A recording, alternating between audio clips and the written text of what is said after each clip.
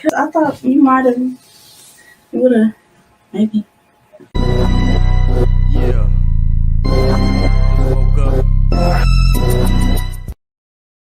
Done, son.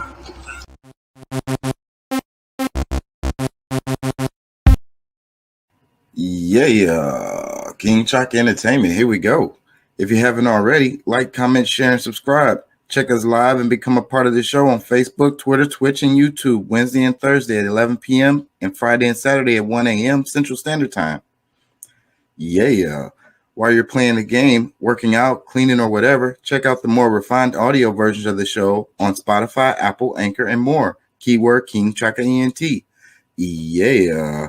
Shouts out to Pat, Doc, Deuce, Curtis, Brendan, Elliott, Juanita, Jay Lethal, Tariq, my Twitch follower, Francisco, and others for always supporting the channel. Yeah. Race, spirituality, politics. Let's talk about it. We generate interest into what has happened and what is happening in our world. Therefore, creating activists. Let's go. Dale gas, baby. Hey.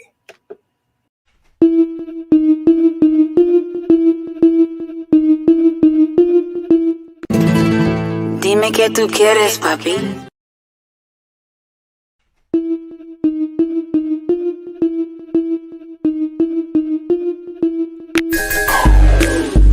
Remind me my drink. Yo, this bitch is drunk on my drink. Yo, this trick is smoking my dang. I wanted to stop, but I can't. I'm leaning to the side, man. I'm leaning to the side, man. Yo, everybody vibing, the lights flashing, ain't nobody hiding. I'm full of passion. I see this chick smiling with her action. She said she from an island. I'm just passing. I said stop lying. Started laughing, girl, what you drinking? I'm on that captain, now we on pink panties with a napkin. I got a blunt dipped in brandy that we passing. Now we leaning to the side and the bass bang. She feeling on my thigh, my chain swinging, feeling alright now. The game changing, right on time now. We both swaying, do that new style now. Bojangles, I wanna see your tatas. Those jangles, what about those now guys? I need angles, call me your papa. Grab your ankles, move like chaka chaka. When it's anal, I got to get ya. And it's painful, split you like a swisher. With a label, you know we can make it without being naked. We can make them think we faking, shake it, make me take it. Yo, this chick remind me my drink. Yo, this bitch is drunk on my drink. This trick is smoking my dang. I wanted to stop, but I can't. I'm leaning to the side, man. I'm leaning to the side, man. I'm leaning to the side, man. I'm leaning to the side, man. If you got a cup, put that shit up. Lean it to the side. Lean it to the side. If you got a fat cat and your drawers and bra match, lean it to the side. Lean it to the side. If you just got off of work and your fucking feet hurt, lean it to the side. Lean it to the side. If you shine fly and everybody know your ass high, lean it to the side. Lean it to the side. If it's getting hot and you drink Henny on the rocks, lean it to the side. Lean it to the side. If you a hot girl and you can stop and make it pop, lean it to the side. Lean it to the side. Yo, this chick remind me my drink. Yo, this bitch is drunk on my drink. Yo, this trick is smoking my dang. I wanted to stop, but I can't. I'm leaning to the side, man. I'm leaning to the side, man. I'm leaning to the side, man.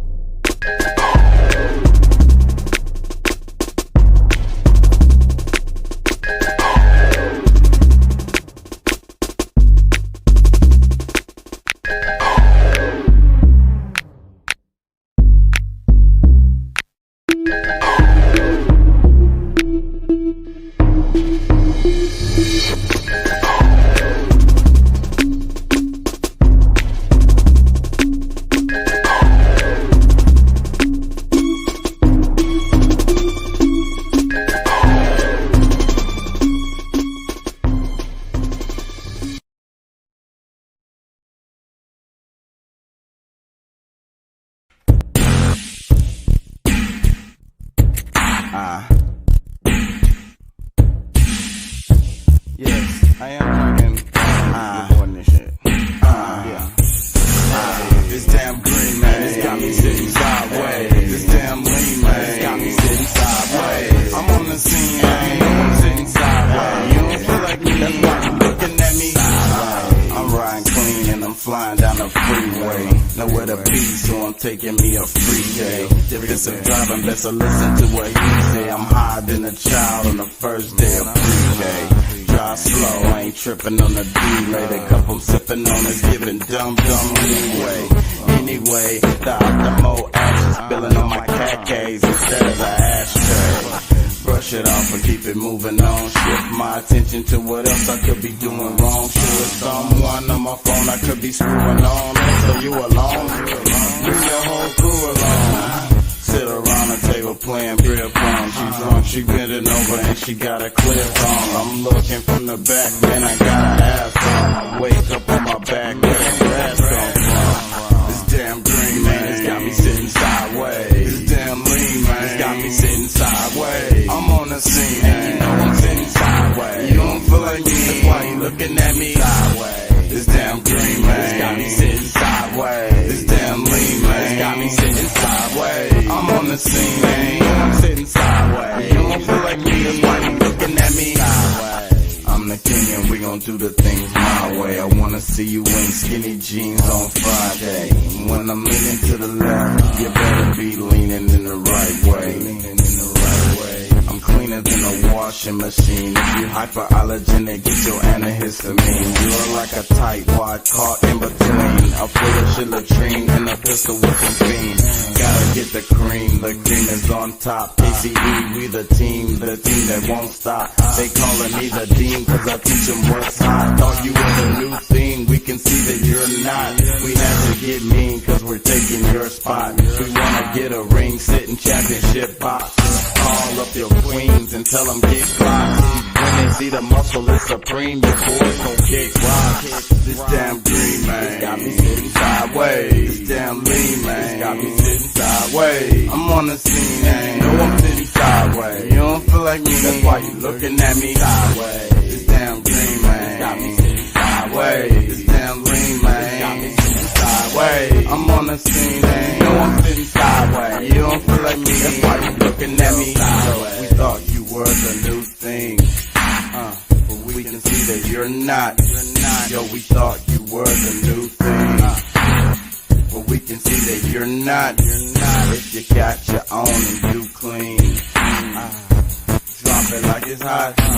If you got your own and you clean, drop it like it's hot. Everybody say wow. How you gon' jock my style? Say wow. How you gon' jock my style? Say wow. How you gon' jock my style? Say wow. How you gon' jock my style?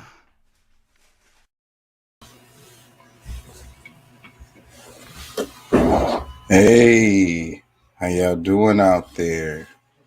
How you feel?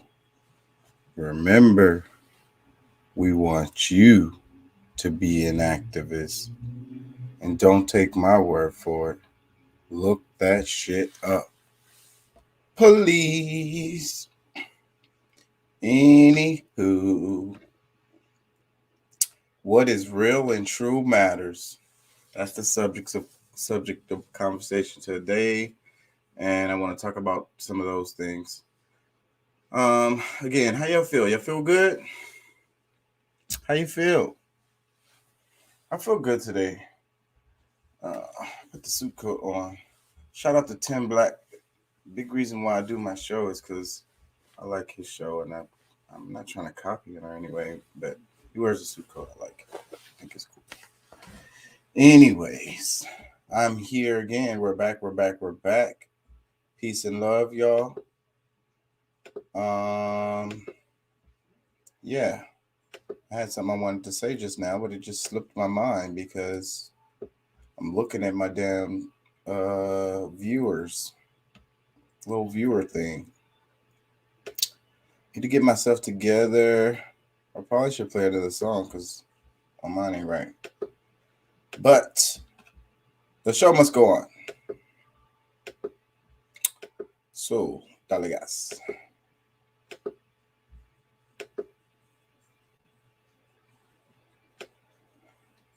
How about another joke, Murray? I don't think I could get away with playing the clip, so I'm not gonna play it. But if you guys saw the movie The Joker, the latest version of The Joker, I think it's the latest one. And yeah, man, I really enjoyed that movie. It wasn't like a comic book movie. It had a lot to do with mental health and like bringing awareness to that. So and the intricacies of the relationships between the people in his life and pretty much what made him into the Joker. So if you haven't seen the movie, check it out. Pretty cool. But the main scene of the movie is towards the end of the movie is the how about another joke, Murray? Yeah. So, but what I am gonna do is read the comments. I can't remember. Okay, here we go. Right here. This comment right here. Oh shit. It says, I mean, he's not wrong. He's actually got a serious point in this conversation. He's a psycho, but he's got a point. So, are these the replies? Where the fuck are the replies? Because that's what I was reading. The replies.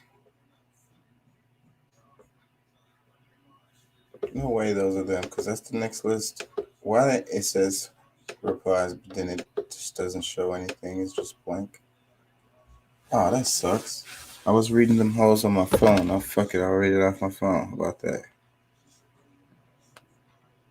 Can't stop the profit. He says, one of the first times he actually laughs naturally and with his control. I think this is the moment where he finally breaks from his former character and turns into the Joker. He knows he's miserable and what he did was horrible, yet he loves it and finds it hilarious.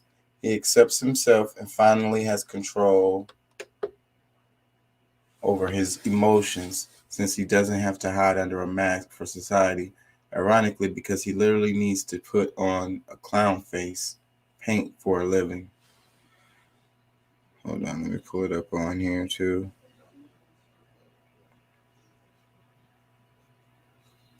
Murray. How about another joke, Murray? I wonder if I can play the audio to it.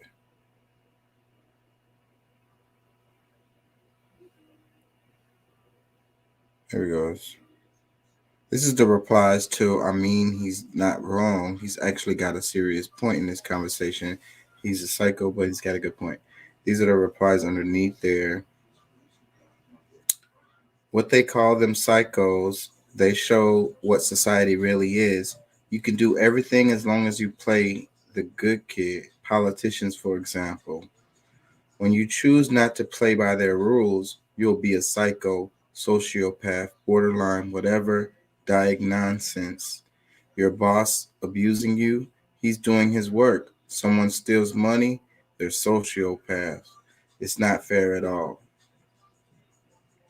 The reality is that Murray was never actually awful. Sure, he did make fun of Arthur, but that's what every comedy talk show does. Jimmy Kimmel, SNL. Hell, I wouldn't mind if Kimmel made fun of me on TV. Arthur just went through so much that he took it at a psychotic and personal level. Murray was never really aware of Arthur's uncontrollable laughter. He thought it was just a part of his comedy act. Murray was never actually aware that Arthur was a very mentally troubled person.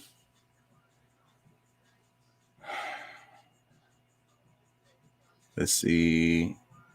We're talking about ASPD in general. Hold on, then they start fighting.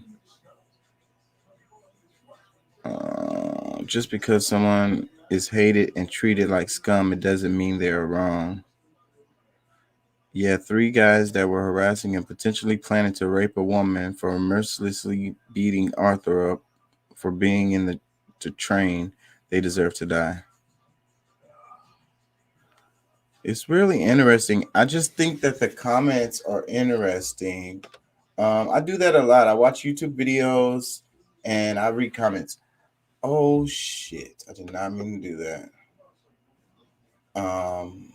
No, don't play it.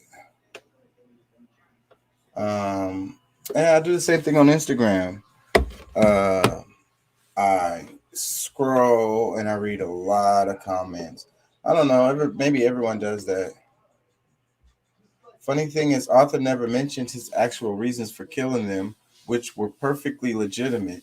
They were harassing a woman, possibly about to rape her. Then they beat him mercilessly for no reason and would have potentially killed him. He simply said they were awful. Arthur has a strong sense of justice. He doesn't need to justify any of his actions. His mom allowed him to be abused horrifically and repeatedly when he was a little child, and then she lied to him all his life. He was stabbed in the back by Randall, who lied to the boss about Arthur wanting to buy a gun, when Randall practically forced it into his hands, and then tried to manipulate Arthur again into giving up information about the subway shooting whilst pretending to be his friend so he could turn Arthur over to the police. The worst thing Arthur did literally was jump scaring Gary. That said, by the final scene, which I'm convinced is about 15 years in the future, Arthur is now dead and Joker has taken over, this time killing without reason.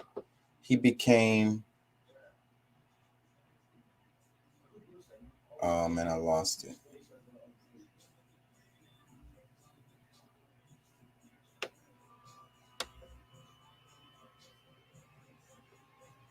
Man, it disappeared. And it's the tears in his eyes. You can see him breaking down. This is a true depiction of war with mental illness and the toll it takes on humans who aren't getting help. What a performance. Chilling, spectacular. Oh, it was this one I was reading. He said, jump scare. He said, the final scene, I'm convinced 15 years in the future, the time killing, he became the very thing he hated. Okay. The joke is good. It blew Murray's mind.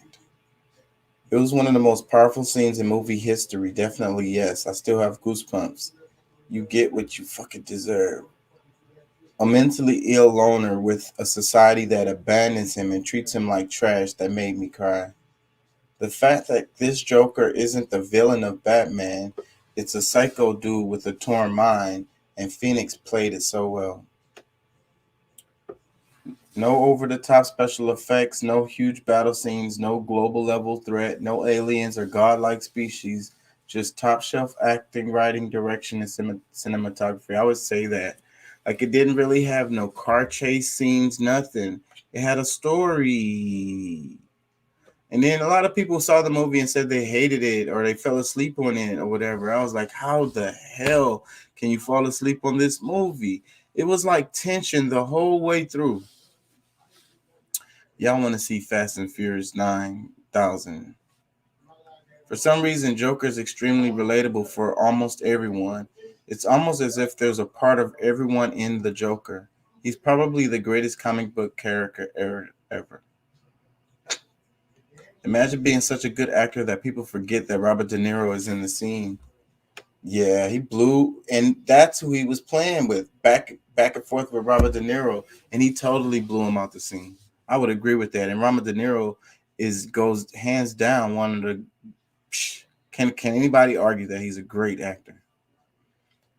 The way his voice cracks when he says, "I'll tell you what you get," and then switch to a composed, "You get what you fucking deserve." That gave me goosebumps. What a masterful performance. Nobody thinks it's like Nobody thinks what it's like to be the other guy.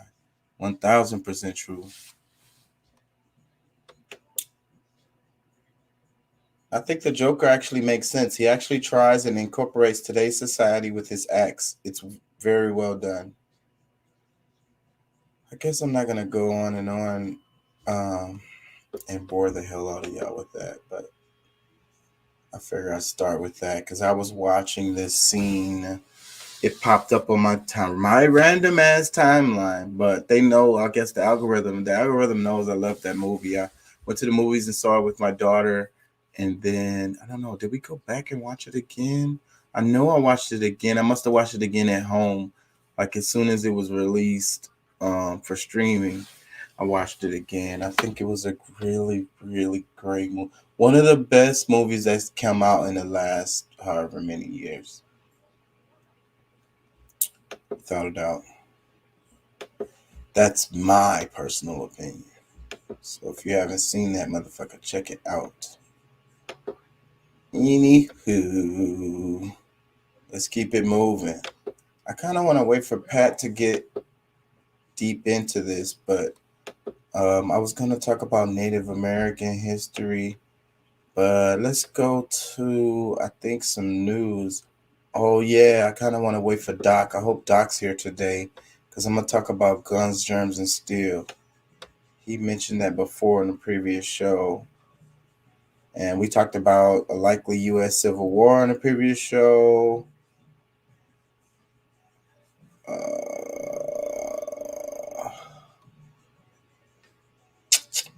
Russia, NATO.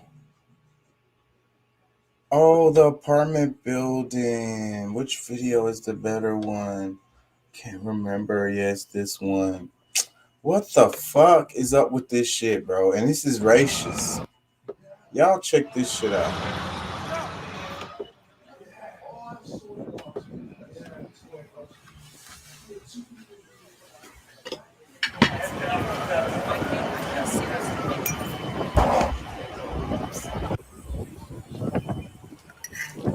This is a horrific, painful moment for the city of New York. And the impact of this fire is going to really bring a level of just pain and despair in our city. The numbers are horrific.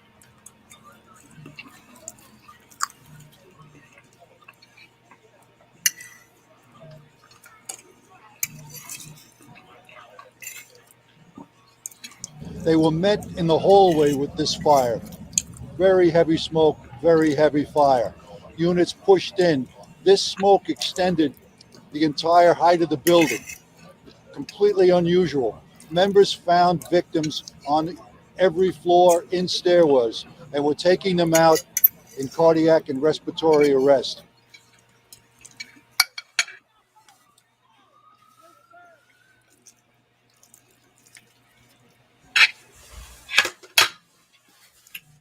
Eating my dinner. Yeah, it was mostly African immigrants.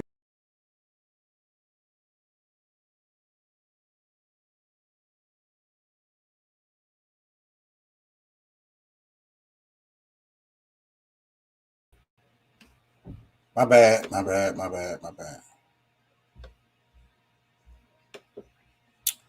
Fucking it was racial also because it was African immigrants. I don't know which one. Hopefully they'll talk about it. I was looking for the clip that was explaining that. Anyway, so it wasn't no fire escapes. They didn't really have smoke alarms. The doors didn't close properly in the buildings, like the building wasn't fire code. Here behind me, and that includes 8 children. The number could go up, though, because there are 13 who are still in critical condition. The mayor did say that President Biden called him earlier today. He says the president vowed to be there for the city in whatever way that we need. And Mayor Adams made a vow of his own. He said that New York City will get through this tragedy together. And this tragedy is not going to define us. It is going to show our resiliency as we help the families through this. In the middle of such pain, there have been so many horrible twists and turns with this story, and a lingering question right now about why the door in the apartment where the fire started did not close automatically as it should have.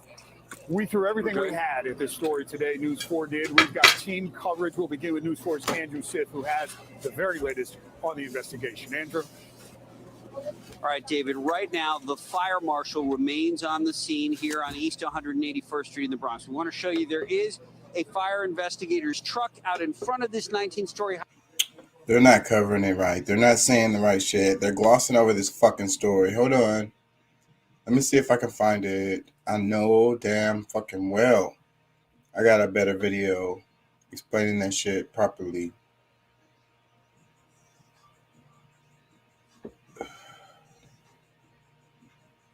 It was the smoke that just... This morning, at least 19 people are dead, including 9 children in the Bronx. This is New York City's deadliest fire in 30 years. 63 people were injured, 32 of whom went to the hospital with life-threatening conditions. Firefighters arrived within minutes, finding victims on every floor of the building.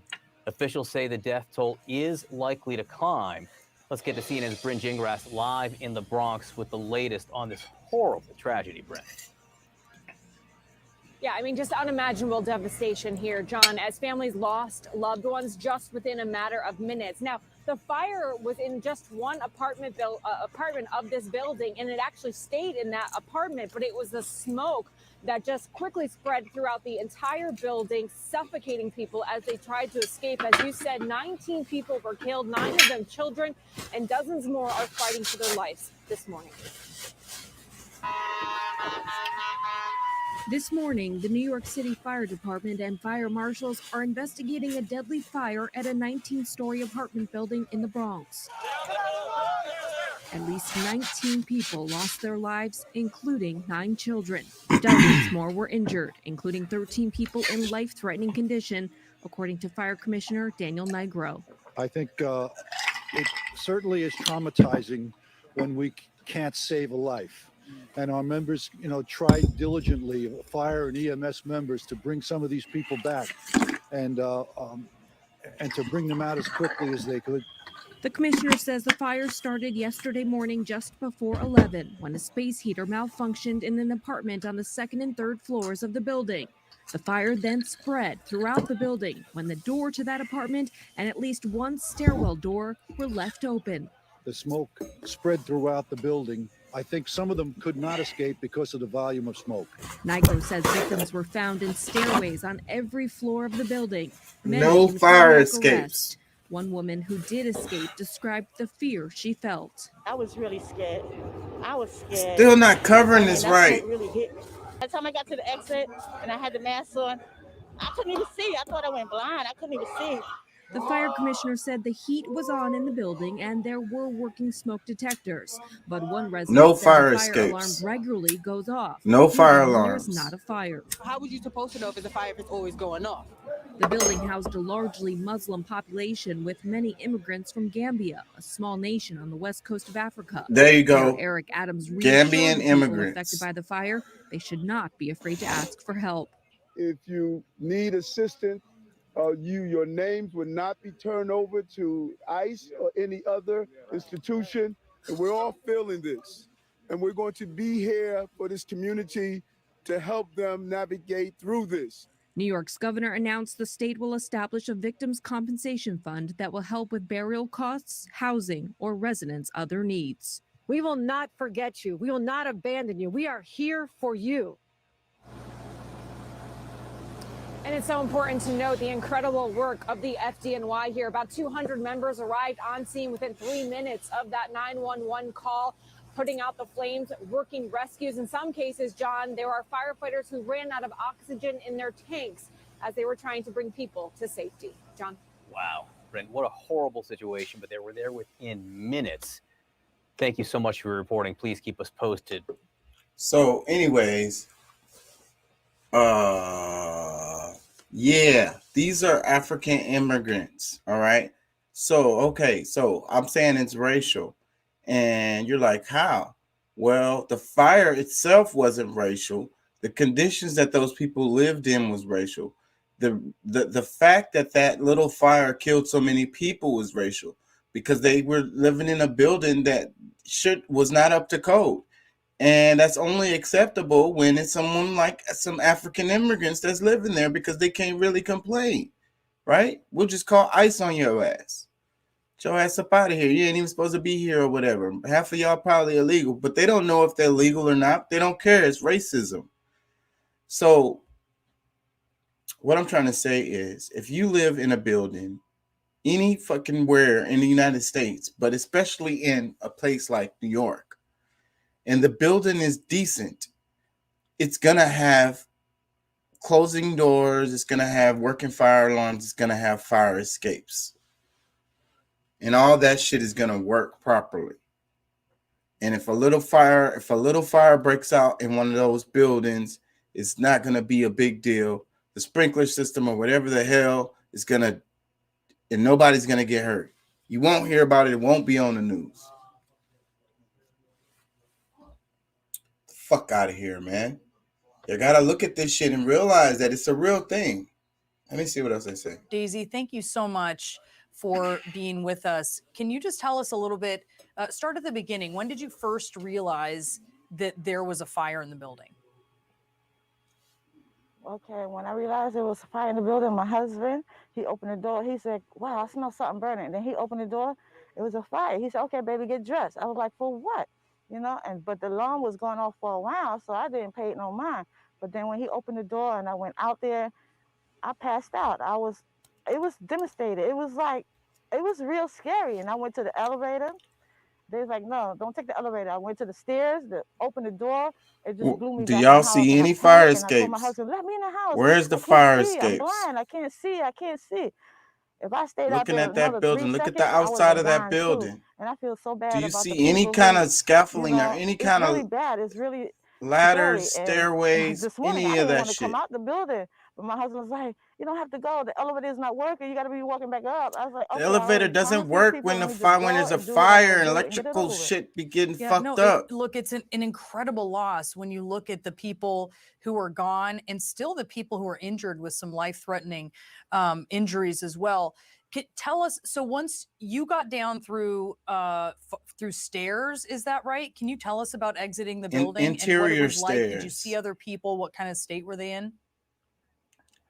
Yes, it was like we was going down, and they had so many puppies and dogs that's laying in the exit. They was dead, and it was hard going down because there was no backup lights. Now I'm coming out now. They have lights. They're cleaning the building now, and it's really sad. I can't even talk about it, because we just moved there. I just moved there, and I just think, I never seen nothing like this before, and I hope I don't have to go through this again.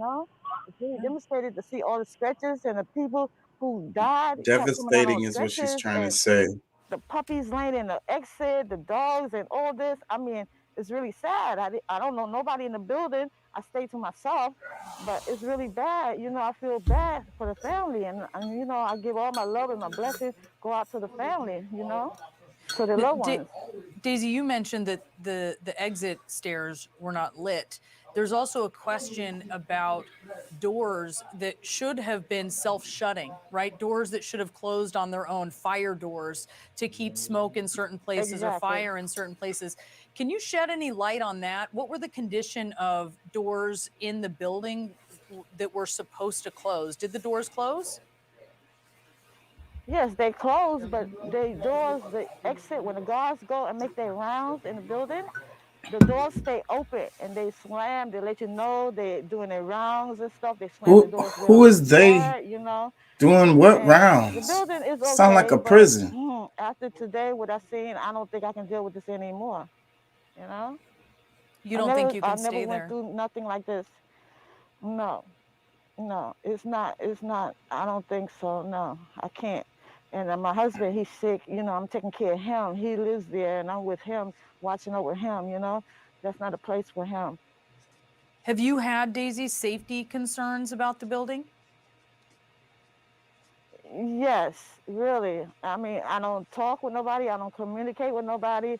We to ourselves. We don't bother nobody. You know, we stay to ourselves. That's it. And I don't want to know anybody. So it's better off being by yourself. And that's what we do. We stay to ourselves. Do you feel like the building is in good condition? No, I really don't think so. I really don't think so. Clearly. I don't think How any so? building Can you in tell me? condition good. How so? Well, hey, the guards is okay, but they're not all okay. The It's a lot of hanging guys? out. It's a The, lot of, it's maybe because I don't know the people, but we stay in the house. I go to work, come home, take care of my husband. It's just that it don't feel comfortable. Well, Daisy, I thank you for being with. that's one thing that annoys the shit out of me about people. Like, she was asking her a straight up question, but she did not give her the details. I guess she was scared, maybe. I don't know. What happened? I thought Deuce was there. Yeah. Let me see. Let's go back to that one because hold on. I want to read some comments on it. Hold on. It was the smoke that just quickly spread throughout.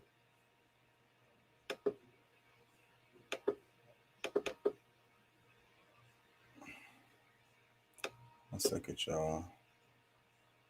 Okay. Yeah, this is the one, right?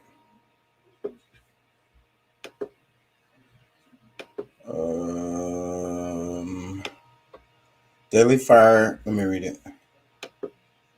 Deadly fire that broke out in New York City apartment building was caused by caused by a malfunctioning space heater, according to NYC Fire Commissioner Daniel A. Nigro. CNN's Brian Gingras. Fucking forgive me for mispronouncing all of that shit. Reports on the investigations and see. I'm learning Spanish and I can't help but to whatever. Brianna Keeler speaks to a resident from the building. Okay. Comments. Devastating. My heart breaks for all the families. So terrible to hear so many lost their lives. My prayers are with them all. As someone who works in a school, parents and guardians should have a conversation or plan in place in case of fire. Everyone should know what to do in case that there is a fire in the building. I'm sorry for everyone who lost something. Even though so many lives were lost, I'm positive the quick response and tireless actions of first responders saved many. RP to those who lost. This seems to never run out of tragedy. He says, unbelievable that fire at one apartment caused all this mayhem. The story from the woman who was afraid to know her neighbors is devastatingly sad. What's up, Deuce? What up, man? What's going on? Hey, same old, bro. How you feel? Pretty good, man. Pretty good. Over here in Oklahoma, headed up here to Bentonville, Arkansas. Okay. Oklahoma. So you're really not that far. I mean, Texas is big as fuck. So even going that way through the panhandle, huh? Wait, but Oklahoma is right on the right side of the panhandle, right? Texas comes right all the way up on the side of Arkansas. Oklahoma, Yeah. I mean. Yeah, it borders, all of that shit borders, yeah. Yes, yeah. Texas yeah, is big. Yeah, it's pretty big. It's definitely pretty big. Anyways, you heard any of that I was talking about with the New York, the fire in the Bronx, African immigrants, no working fire alarm system, no fire escapes, and no fire doors. Oh shit! Where is that at? Where did that happen at, bro? In the Bronx, New York. Oh no, I didn't know that happened. Like 19 people dead. Oh wow, that just happened recently. Yeah, 2 days ago. Oh, okay. Yeah, no, I didn't even know that happened, bro. 2 or 3 days ago. I don't know how long it's been. Very recent. Yeah, and I was just talking about it because it's just crazy because you see the racism in it. Because a lot of people don't understand like the conditions that people be living in. These were like mostly immigrants. So for whatever reason, when they came to the city, they ended up in this building probably because somebody told them that's where they could go. You know what I mean? Maybe their papers wasn't legit, or maybe they were legit, but they were still told this is where you go because it's a bunch of other people from where you're from over here. Yeah. Yeah. So it's some shitty ass fucking building that if a little fire breaks out in one fucking apartment, then it fucking kills 19 people. Man, that's crazy, bro. Yeah, that's all. That's all. I feel like people should care about shit like that because it can happen to anyone. So let me ask And you this here: was that a condemned building that no one should have been living in, or was that a building that they rent out to tenants? it was a building rent out with tenants. It was full of tenants. Oh yeah. So Yeah, well, you that know, shit that falls back on the company that owns that. No fire escapes, no, no way to get out, no, no no, stairway opening, no. no That's emergency exits on they each. had There's they had supposed to be an emergency emergency exits. supposed They to be an had, emergency exit at each floor, right? but not to go outside of the building as far as a fire escape with a stairwell. But they didn't have that. They had escape, you know, doors or whatever, but that's within the building. Does that make sense? Yeah, I mean, well, most buildings are built that way. If you think of a building in downtown Houston, if a fire breaks out and you're on a higher level, there's no fire escapes outside of those buildings. I mean, It, the only and fire escape you have is the emergency exit, usually at no, the they end of whatever floor that you're on, and if that if stairwell is built a lot sturdier to be it's able to take. if it's a domestic building, if it's a building where people live in it, it's got fire escapes on it. You could bet. You could drive around the building and look at that shit and see it. You're talking about those buildings that are office buildings where it's not supposed to Well, be nobody. I have a friend that lives in the same building in downtown Houston. Damn, I forget the name of it, but it's a couple of well-known celebrities live in that building, and there's no like fire escape hanging off the side of the building.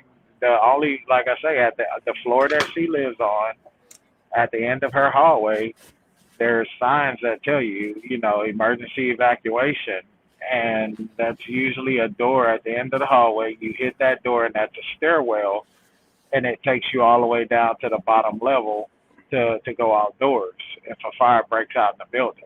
Yeah.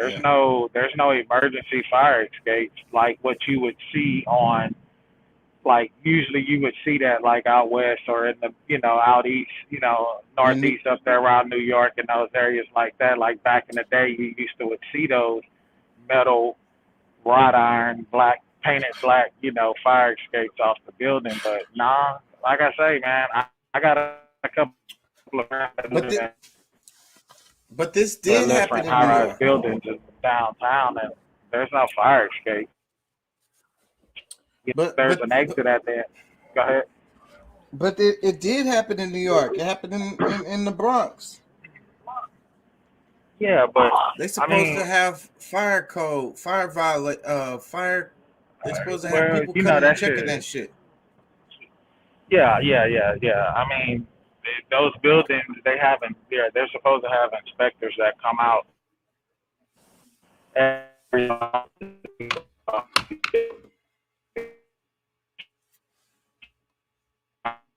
Breaking up. They do an emergency, like fire drill type of deal. The tenants don't necessarily do it, but they make sure that the fire alarms in the building are working, and and things of that nature. But like I say, man, I mean, I don't really know the nature of this building and what the building looks like per se. But maybe, I mean, I don't know. I don't know, you know. I mean, I don't really, because like I say, living here in Houston, you know, all I've ever seen was, you know, building like high-rise buildings that people actually occupy and live in. Domestic living, you know, there's usually an emergency exit, usually at the end of the floor, end of the hall, you know, at the end of the floor that you may live on, that leads into a stairwell that's like emergency evacuation, and that is usually built to withstand, you know what I'm saying, for you to go down those stairs, you know what I'm saying, and things of that nature. Yeah. If there is a fire or emergency, you know, or something like that, you know. Of course, Yeah. elevators are not gonna.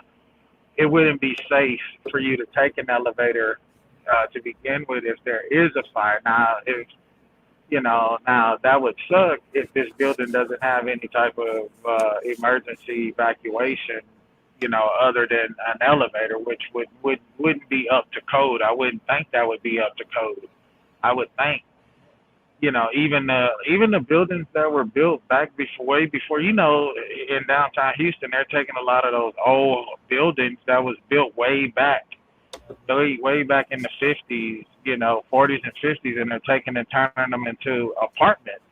Even those have the emergency escape, the emergency stairwell escape, you know, at the end of the hall, you know. Yeah. Yeah.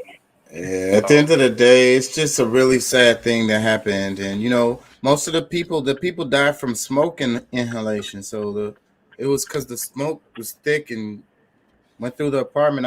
I bet a lot of them was sleeping or something, and it just Yeah, yeah. I mean, it's sad. You know, it's sad. Though. I mean, anytime life is lost, it's sad. You know, it's just very, you know, it can be very tragic, and you know, things of that nature.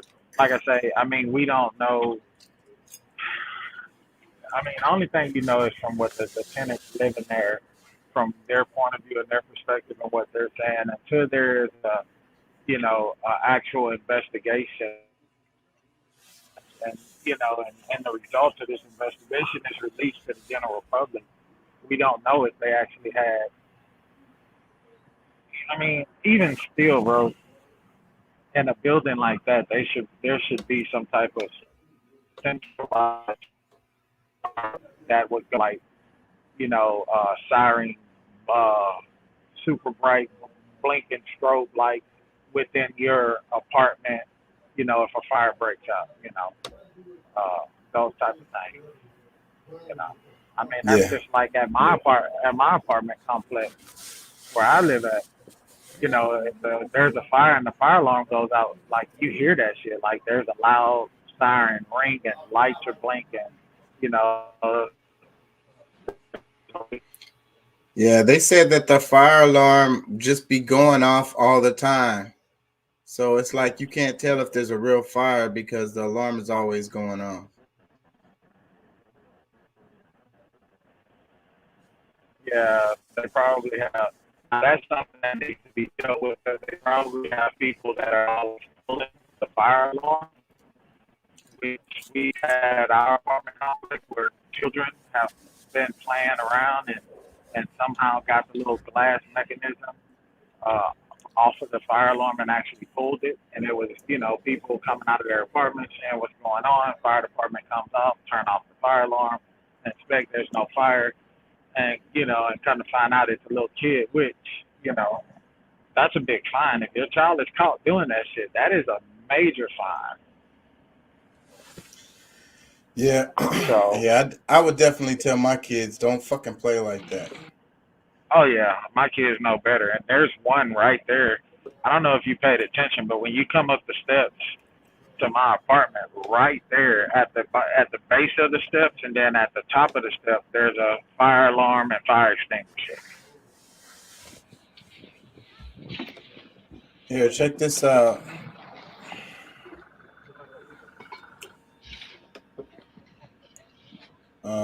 It says 21 tourists stuck in cars die after being trapped by snow in Pakistan. Army जिंदाबाद पाक army जिंदाबाद पाक army जिंदाबाद इस road को खोलने का काम जारी है और बहुत 90% हद तक ये रोड खुल चुका है। इसके अलावा पाक फौज ने सियाह हजरात को जो फंसे हुए थे उनकी इमदाद के लिए और उनकी Yeah, so I was complaining. Look at that shit. I was complaining about our infrastructure.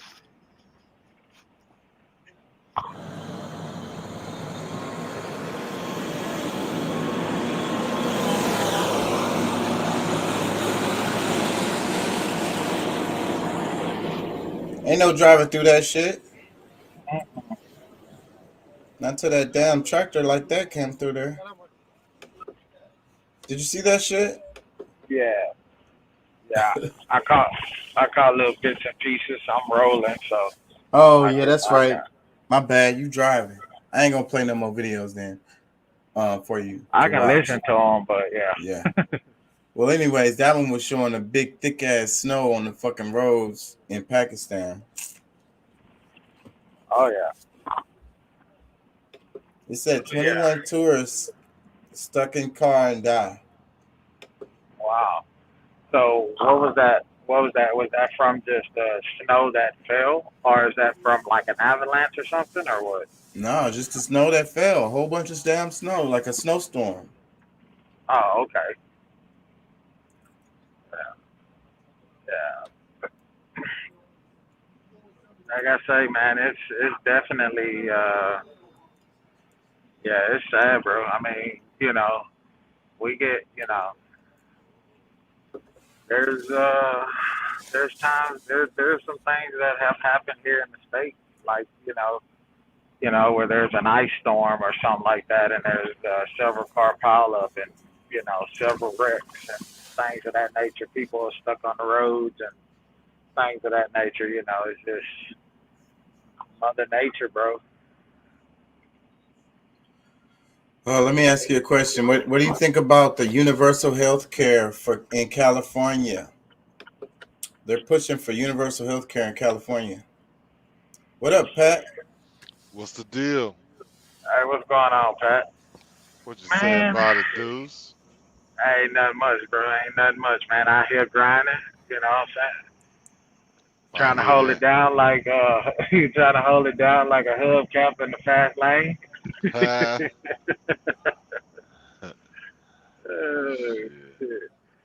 Should I say like hold it down like 4 flats on a Cadillac, whatever, however you want to call it, right?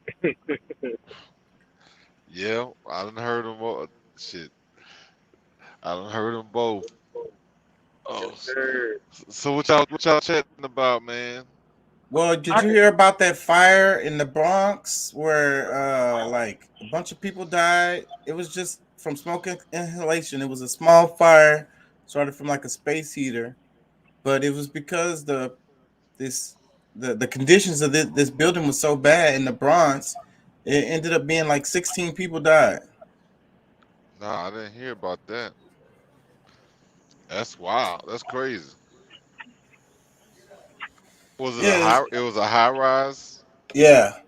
It's so pointless. Like I feel like, and we have to pay attention. Like the thing is, people don't give a damn. So that's the reason why things like this can happen, and this can happen to anybody. Yeah. Yeah, like I say, man, that falls back on the property owners. That falls back on the property owners. Or the management firm that owns these, because usually a lot of the projects are owned. That's just like my sister stayed in the bricks over there at Acres Home, over there off of Western Montgomery and Victory. It wasn't even owned by by a management firm here in Texas, dude. These folks were from the Northeast. They were from New York. You know what I'm saying? When you look at the actual management company, they're owned by some white folks out of New York, and you look at them apartments, bro, and you like, oh my God, like housing approved for people to stay in here. You know what I'm saying? But it just, I don't know, man. I mean, I feel like that falls back on the company that owns that. I feel like it also falls, somewhat falls back on the city. You know what I'm saying? Because there is building codes and certain codes in place and laws that these buildings they're supposed to get audited and inspected, fire safety checks. There's all kind of things. Checks for foundation, water. Yeah, that's Making sure that things are up to code.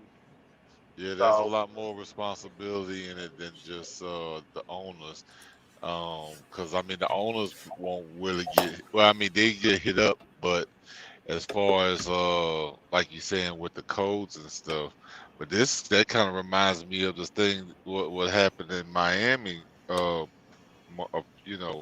last year with the building caving in. oh yeah, I remember that. Yeah. So it's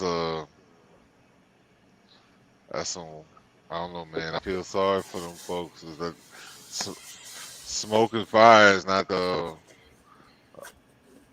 way Fucked to up go. ass way to go. Yeah, it's Fucked up messed. ass way to. Like I said, probably a lot of them was sleeping. What y'all be talking about? California is crazy. I know both of y'all agree on that. Uh, they trying to pass a universal health care for the state of California. Hey, did y'all hear about that? No, I hadn't. No, I hadn't heard I about it. hadn't heard about that. Let's just Well, let's just go on record and say California is their own fucking country, bro. They're a state, but that's a that's a country. They their what? own If country, they Well, bro. do what? this, They are they'll be the only self-sufficient. state. They'll be the only state doing it. That will, it will be the first and only State of state. California, it's a point of Let me play a little bit of this. actions.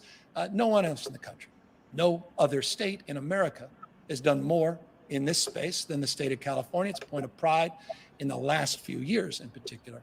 It's a point of pride and passion as well. That said, we're not nearly where we need to go. It says the And that's California why we'll talk about blueprint. our new investments, but just briefly, middle class tax investments. You may recall the middle class subsidies we did a couple years ago. No other state had done that. Interestingly, because of Nancy Pelosi's leadership and because of the president's leadership, they are actually now subsidizing that space. So we have roughly 300, Keely will clean this up perhaps after the presentation, but 300. Okay, politicians. Expanded middle class subsidies, increased prevention services, expanded ACEs screenings and dementia screening, increased transparency and accountability for insurance companies. That one sounds pretty good. Launched Cal prescription single purchaser for prescription drugs. Now that sounds good too. Expanded coverage for young and senior populations regardless of immigration status. So the 10-minute video I just summed up in 30 seconds or whatever. That was what he was gonna say. I'm gonna go over it one more time. Expanded middle class subsidies, increased prevention services, expanded ACEs. I don't know what that is. Screenings and dementia screenings. Increased transparency and accountability for insurance companies. That could mean anything though. Launched California prescription single purchaser for prescription drugs. That could be a big deal because that could save a lot of people money. Expanded coverage for young and senior populations, regardless of immigration status. So, what do y'all think about that? I don't know, man. It sounds like a good thing, but it just all depends on if they can nail it. If it can be presented the right way and done the right way and gain the trust of people without. I don't know, man. That's the biggest thing is trust. The I'm cricket, I'm you know. I'm wondering, can they afford it? And and of course, that's a tough line to pull because I mean, affording it also means not having to raise taxes on people, and you know, how does it affect the inflation of the? Because I mean, you already know, like California has the highest inflation rate in the entire country. Well, one of, but like California, New York are like at the worst. But what's the plan to actually be able to do that without you know how much they're gonna have to raise taxes, or what's gonna have to happen in order for them to do that? What they expect from the people? Yeah, I'm not gonna answer any of those questions because I haven't done. It's they've only been talking about this for a short amount of time. I find it interesting, but I haven't done a whole bunch of research, so I can't really just answer those questions. It sounds like right now that they're putting it out there as a marketing deal, and then they get people on that bandwagon, and then all of a sudden it's like, oh, well, we're gonna do this, but this is how we're gonna be able to do this. So we're gonna raise your taxes and this and this and this, and then but you guys benefit in this way. So it's like that saying, the state. I don't see the state of California being able to afford it. That state has been in a deficit since for how long, dude? Like They are like one of the, I don't know, 10th largest economies like yeah, in the but world or they, some shit but they, Yeah, just by they've I been, themselves. know but it they've used to been be in a number deficit five. though. I remember when it used to be number five I in the just threw world. that number out there. I don't know what the number is, but I remember reading about how high, if you just separated California from the United States, them alone, they compete with the big countries in the world. Yeah, they definitely do. Um, but So I you mean, saying that they can afford it financially? Because I was always They should be heard able that. to. They're making a bunch of fucking money. All the taxes, how much everything damn cost there? Well, I mean, Shit. I know that, but back during, if I'm not mistaken, correct me if I'm wrong, during the Obama administration, they were in a deficit. The state was broke. That deficit shit is so confusing. That's why I don't really like to talk about that subject because I feel like a lot of people really just don't understand that. like yourself. Well, I mean, it is complicated. I'm not saying I understand it. I'm saying Okay. almost everybody don't understand it, and that's the thing. That's the Yeah. issue. It's one of those things that everybody be talking about. Oh, the deficit this, the deficit that. They don't really know what the hell they're talking about. I mean, no offense. I'm just saying. Well, I mean, for me, and it's mostly rumors, so I don't have any proof of it. But I mean, I've been hearing for the last 10 years how, you know, that China owns California. So I mean, if that is the case, I mean, m- maybe it can, maybe it can happen. I mean, and I don't really know. Like I said, it is a tough question because I mean, the revenue that's in and out. I mean, of course, Hollywood. Nobody's making the money that they used to make, especially since the pandemic. Yeah. But still in all, I mean, I'm sure that because they are such a high producer of produce and what's the I forget. I know the farming is They got like. a number. They got a number of fucking industries. That's the reason why they're fucking. But you know what? I know y'all understand it because y'all are truck drivers. But a lot of people don't understand about California is that it's big like Texas, but it also covers a span of like different terrain. Like up north, it's like totally different state than it is from Southern California. Oh, Like definitely. yeah, so they have all kinds of different industries going on. And they got the huge beach with and they got the ports. They got the big ass ocean right there. It's I don't know. I'm just saying. And then they also have minerals. They have a lot of shit going on for them. So I think I don't think I don't think they should have a problem being able to pay for everybody to have health care there. And they have such a high population of Hispanics, people who come from South America, I mean Mexico, and this, that, and the third. Where as far as what they pay for, like illegals, they there's known to have a lot of illegals in California, so they may be able to get a lot of work done at a cheap rates Yeah. I mean, overall. it'll be what it'll be. No system will be perfect, but when you start to establish the idea of healthcare being a right, then I think that would spread. It would be great. I think if they passed it, regardless, and it was a way that they found a way to work it out, economically, it would spread. It would spread across the United States, and then eventually become federal. Because I mean, that's what Obamacare was trying to do.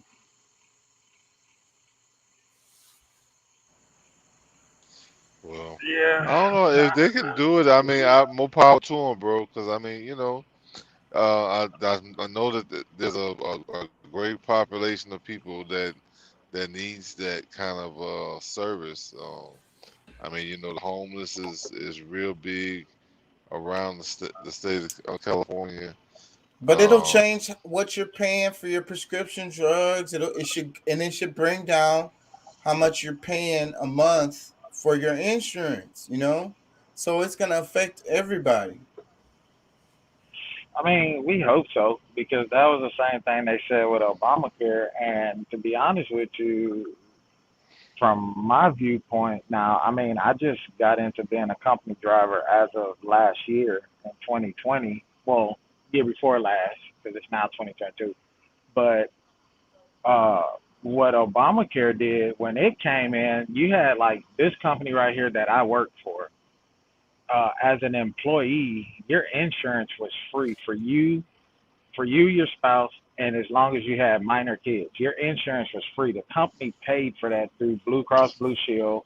You had some of the best coverage out there. When they implemented Obamacare, they had to do away with that completely because of the laws, the stipulations, the price hike on everything. They had to do away with that, and in return, the insurance skyrocketed through the roof. And you know what I'm saying? Well, see, there were some So cracks in where Obama. do how is it gonna? What I'm saying is like if they do that, and I know that there's people that need it, and don't get me wrong, I would love to see people that are ill be able to get the proper help, and coverage, medical coverage that they need. But like, how do you make that fair across the board? Just because you consider me middle class and I work and I make 90 to 100 grand a year, I should be able to. Why do I or anybody else have to pay more for insurance because you fall in a different tax bracket? You see what I'm saying? It was some cracks in And then it's Obamacare, like in order for you to get, and mostly it and had a it's like, lot to do with the corporations. It was like a corporate kind of a corporate giveaway in some ways, but it had some really good elements in it. So, but immediately what they started doing was taking the teeth out of Obamacare. So when they started taking the teeth out of it. That's what made it even more ineffective. So instead of working on patching those cracks that was in it, they went the other direction and started taking the teeth out. Doc said, I had I health got you. care before ACA, $67 a month. Now the same program is $317 after the tax break. They changed the laws. They affected Obamacare not in the way that it was intended. What up, Doc? I got something for you, Doc. I was thinking about you, man. Uh what is it? It's hold on, I'm gonna get it, y'all. It's guns Man, and disease. look at Oh, guns, germs, and all these steel. poor chickens, fat headed to Tyson slaughterhouse over there in Springdale. I saw a meme today that was talking about how like where is all the chicken coming from in the meme? It was saying like is it really enough chicken farms to cover all these Chick-fil-A's and you know what I'm saying? All these fast food Man, places, the Asian plate you know, you know what I'm saying, like the Well, Chinese food, not all our chicken comes from the United States as well. the chicken in the You know, grocery stores. there's a lot of chicken that comes from China. We get a lot of imported chicken from other countries like China. I think Korea. There's some other countries that we get that we buy and trade from. You know what I'm saying? So it's not all coming from just here. Because Tyson is like the major player in the game. You know, Tyson has came through and bought up pretty much everybody. Purdue, shit, IBP. The only one they hadn't got their hands on is Swift Meats, which is owned by JBS Carriers. Uh, but yeah, man, Tyson, you know, think about all of the, you know, if you own the chicken farm that was running a deficit, Tyson come in and buy that shit from you, and you know, I don't know, but yeah, they get a lot of. We get a lot of chicken in from other countries, though. I do know that from just being in the cryogenics world, we get a lot of chicken in from overseas. Oh, I didn't really know that, but that makes sense though when you think about it. And I know that when I worked for Olive Garden, we ordered a lot of. I mean, the online. Who knows where the frozen chicken was fucking coming from? Like, who gives a damn, anyways, right? Doc Yeah. says most of our wings come from Chile. Yeah. So here, y'all, I wanna bore y'all a little bit on some history. Freaking guns, germs, and steel. Um, Doc was talking about in another video. And so, what this guy is going to say in this video is that if you just know a little bit about African history, it'll push back on the main thesis of the idea of the guy's documentary. But he's saying that it was good when they talked about America, but its basis thesis is wrong because of African history. And it's a thing that's fucked up related to, how come the Europeans ended up running the show anyways, and it's like having to do with agriculture or whatever, but trying to say that the native peoples didn't have agriculture. So anyways, I'm gonna play a bit of this. Yeah, check it out.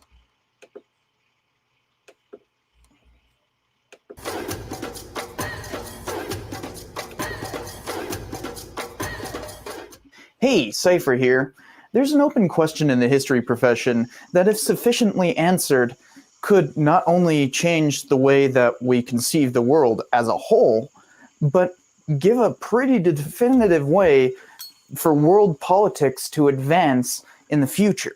It's kind of what you could call a holy grail in the history profession. And that question can be phrased a number of ways, but I guess a good way of phrasing it is, why did the Western world become the overall hegemonic power of the globe?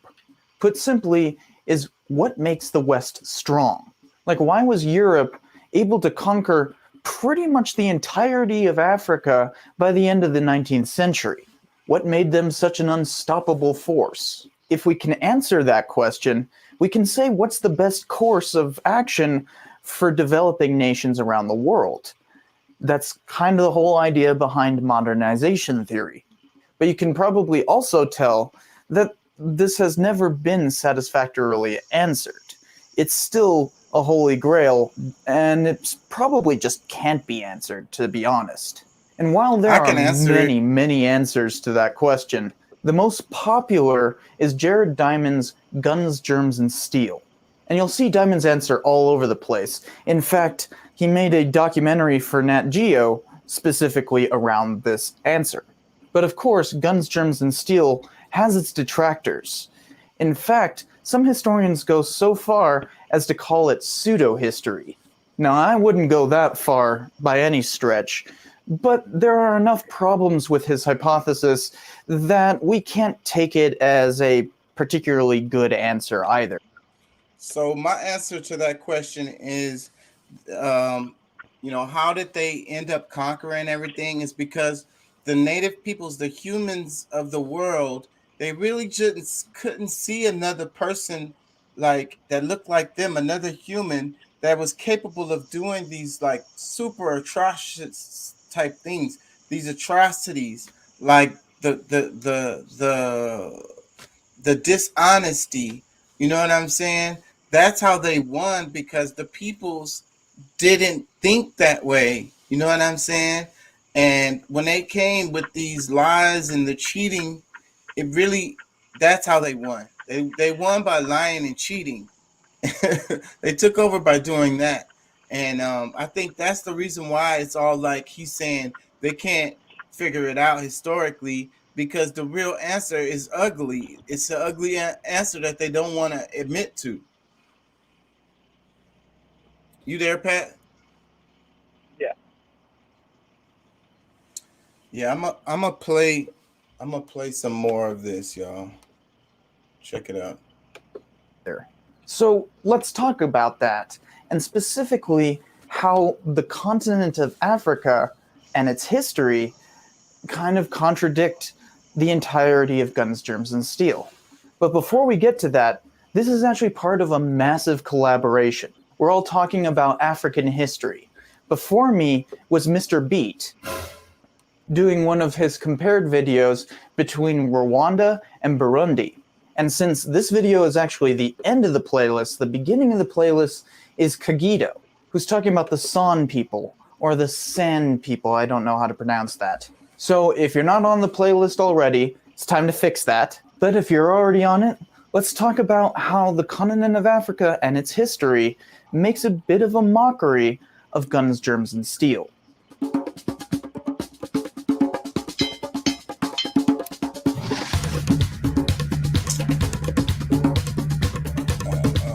New Guinean friends put it. Why is it that you white people developed so much cargo and brought it to New Guinea, but we black people had little cargo of our own? Diamond's answer is essentially crop and animal domestication.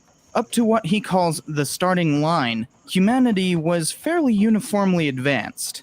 But then, an unfortunately named Great Leap Forward happened with the agricultural revolution. Those who could domesticate crops and animals did, leading to a disproportionate amount of domestication happening in Eurasia, who ultimately gained things like farm animals and a whole variety of staple crops, which meant an abundance of food, bringing the eventual decline of hunting and gathering as a chief source of caloric intake in much of Eurasia. Due to living in close proximity to domesticated animals, people came into contact with more disease, but also became immune to much of these germs in the process. Many were freed from the regular chores of producing food by the Great Leap Forward, so they began to group together in cities. The urbanization that these domestications allowed meant people could focus on more abstract pursuits, such as metallurgy and mining, eventually leading to steel, which in turn allowed for further inventiveness. The Eurasian continent outstripped the development of other continents until guns were invented, leaving us with the final piece of the puzzle. Sounds pretty good, right? But the devil is in the details. To explain why Africa couldn't develop alongside Eurasia, he relies on a theory of continental axes. As you can see here, the Americas and Africa have a north-south axis, whereas Eurasia has an east-west one. This supposedly allowed crops to be more easily transposed throughout Eurasia, since they didn't have to adapt to more northerly or southerly climates. The problem is that Diamond appears to not understand domestication nor the inherent problems of that map. Considering Diamond is a professor of geography, he should have noted that the Mercator projection does a giant disservice to Africa, which his second to last chapter is completely devoted to. The standard map that we all see wasn't designed to make the continents comparable sizes. It was meant to keep latitudinal lines straight for easier navigation. This has had an adverse effect of making areas closer to the equator appear immensely smaller than they really are. Africa is the worst affected by this. It is the second biggest continent after Asia, yet Europe somehow looks similarly sized. The projection is not some artifact of imperialism, as some people like to claim, but the downsizing of Africa in much of the world's minds is nonetheless the result of this nautically oriented map. and it appears to have affected Diamond as well. This axis theory is fundamental to his analysis of Africa, despite Eurasia having the same north-south axis as Africa. The difference from Africa's north-south distance and its east-west distance is only 8%. Seriously, 5,000 miles one way, 4,600 the other. You can't get more arbitrary than these lines on a map. Sub-Saharan Africa is not some wasteland that couldn't support these animals and crops. In fact, much of the domesticated products that supposedly helped Europe become dominant were to be found in Africa centuries prior to European invasions, along with plenty of their own. Europeans were able to bring their crops to Africa without much need for extra domestication. Colonial holdings in Africa often produced a good chunk of the grain for their empires as a whole. Africa is geographically diverse enough to support everything Europe had.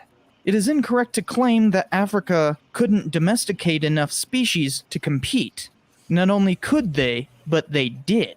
Diamond seems to acknowledge this by saying, Africa's diverse peoples resulted from its diverse geography and its long prehistory. But he spends the rest of that chapter saying the difference was due to accidents of geography and biogeography, in particular to Africa's different areas, axes, and suites of wild plant and animal species. By reverting to that axis theory, he speaks of Africa as though it was some isolated entity prior to European conquest, which is definitely false. As James Blount, himself a geographer like Diamond, said of this axis theory, geography is important, but not that important.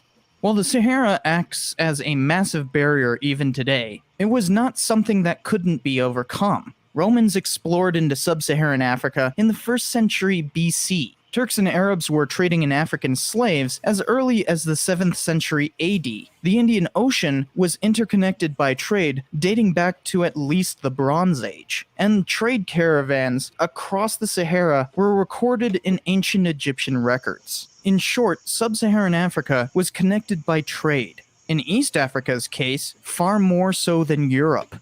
So isolation is not a sufficient answer. So it doesn't make sense when Diamond says, Europeans entering Africa enjoyed the triple advantage of guns and other technology, widespread literacy, and the political organization necessary to sustain expensive programs of exploration and conquest. Clearly there was an advantage, but Africa had all of those things in certain places, and were often comparable to Europe. As far afield as the Mali and Songhai empires in West Africa, a grand civilization developed as part of the trans-Saharan trade. As one historian says, from the north, West Africa received brass and copper, cloth and spices, manufactured goods and horses, and Saharan salt, and in return, it exported gold, slaves, skins and leather, and ivory. Timbuktu became legendary for literally paying gold weight for weight with salt shipments. Further south was the Kingdom of Benin, which at the time had one of the largest planned cities in history, laid out in a fractal design with wide thoroughfares, underground drainage, and street lighting in the 15th century. As one visitor described it, Street Great lighting. Benin, where the king resides, is larger than Lisbon. All the streets run straight and as far as the eye can see. The houses are large, and especially that of the king, which is richly decorated and has fine columns. The city is wealthy and industrious. It is so well governed that theft is unknown, and the people live in such security that they have no doors to their houses. So Blount's explanation of continental axes falls flat when such wealth existed and was transmitted throughout Africa. This speaks to a couple key problems with guns, germs, and steel. Specifically, his neglect of contingency and his tendency to view societies as holistic entities. Honestly, it's pretty weird to try answering why the West is strong by analyzing continents as a whole. Africa, let alone any other continent, is a huge and diverse place. There is more genetic diversity in the human population of Africa than all other continents combined. When people say, I'm traveling to Africa, that would be the same as saying, I'm traveling to Asia. Like, what does that even mean? But for some reason, we all treat Africa as a singular country when it's an entire continent. Like, here's a tool called the true size of, which is linked in the description. It shows you how badly our sense of size has been warped by the Mercator projection. That type of map was never meant to give us a sense of size, and yet we use it like that. It's a navigational map. Guns, Germs, and Steel is an important work, but we cannot take it seriously when it speaks of Africa. Personally, I like his explanation for the New World, but not the old. He gets especially bad with his epilogue, where he basically says China was too tyrannical to become a world power.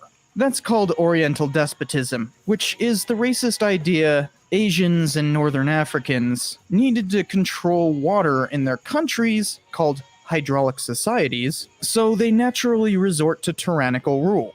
Suffice it to say, Diamond has been nailed pretty badly for that idea. This whole thing made Blount say, his argument is scientific because he claims to produce reliable, scientific answers to these problems when in fact, he does not have such answers, and because he discards wholesale the findings of social science while inserting old and discredited theories of environmental determinism, that is bad science. I mean, one, history isn't a science, so Blount is also working off of some rather obsolete ideas. But look, we shouldn't treat Guns, Germs, and Steel as pseudo-history, because Diamond is not arguing in bad faith. He has a point with the New World, but Africa disproves his overall theory, making way for a truly terrible end to the book. Whatever made the West strong, it wasn't the continental axis of Africa. The question of Western hegemony is still open to debate. Yeah, so I know I probably put y'all to sleep. The question of Western hegemony is still out for debate. You there, Pat? I done put y'all to sleep. Well, anyways, Doc, you there? I know you there, Doc. What did you think of it? You know, it was kind of an evaluation of the documentary Guns, Germs, and Steel. And basically he was saying he liked the idea related to the New World, the Americas, but he said that the history of Africa dispels his basic premise for the documentary. And it's because of the trade that was going on within Africa already between Northern and South Africa. I haven't. Did you actually read the book? Its main difficulty is it doesn't take into account the people as much as the geography. Right. So that's what the dude was arguing in the video was that, you have different peoples all over Africa. And a lot of times, from the outside looking in, people like to categorize people and put all Africans in the same boat. And we was talking about in the other video that you got people, from different parts of Africa. They don't like the other people parts of Africa. Like it's not, they don't see it the same way as people see it from the outside. It's a whole bunch of different ethnicities and cultures all through there. Different people, different kinds of people. So no, I haven't read the book. So, but what did you think of his analysis? This guy's analysis of it. Do you think it was fair? Do you think he did a good job? Do you think that he was being super biased? I just came across this. It popped up on my thing. 5 to 7 different peoples in Africa 400 years ago, 13 to 30. I don't know what you mean. 5 to 7 different peoples. I don't know what that means. It's within Nigeria alone. They probably got hundreds of different native languages, and those were from different peoples. So that's just Nigeria. It's so many. It's so many. We really don't understand it. We have never taken the time to dig through those, intricacies related to the ethnicities of the different peoples of Africa. It's not very well studied or understood by Westerners.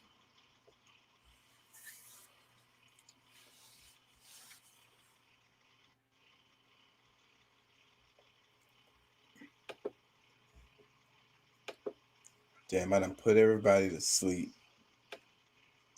History, history, history. I love history though. I want to get Pat. I want Pat to see this stuff about the maps. Is this one?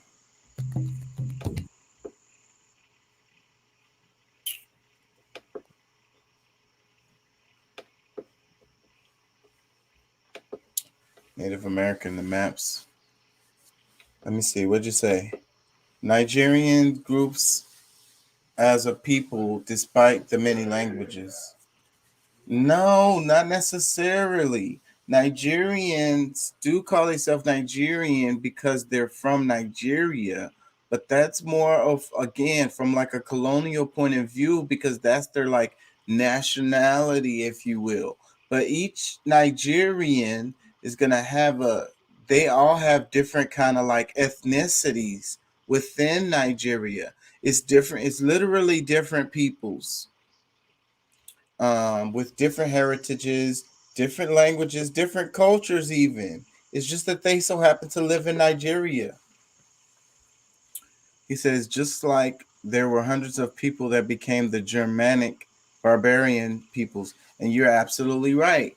And that is another thing. History loves to generalize or generic things.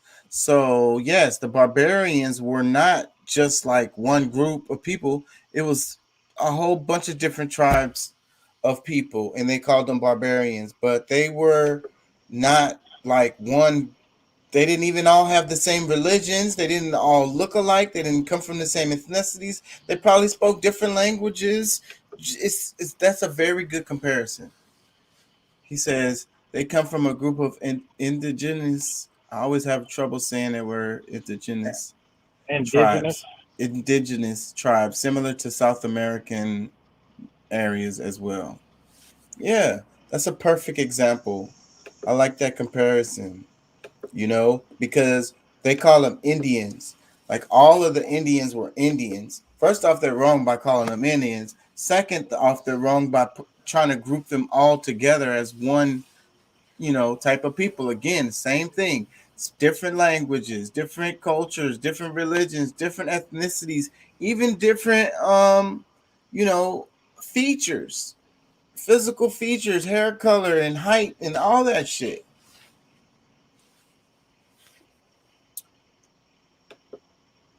He says, I'm not disclaiming multiple tribes, but they are a group.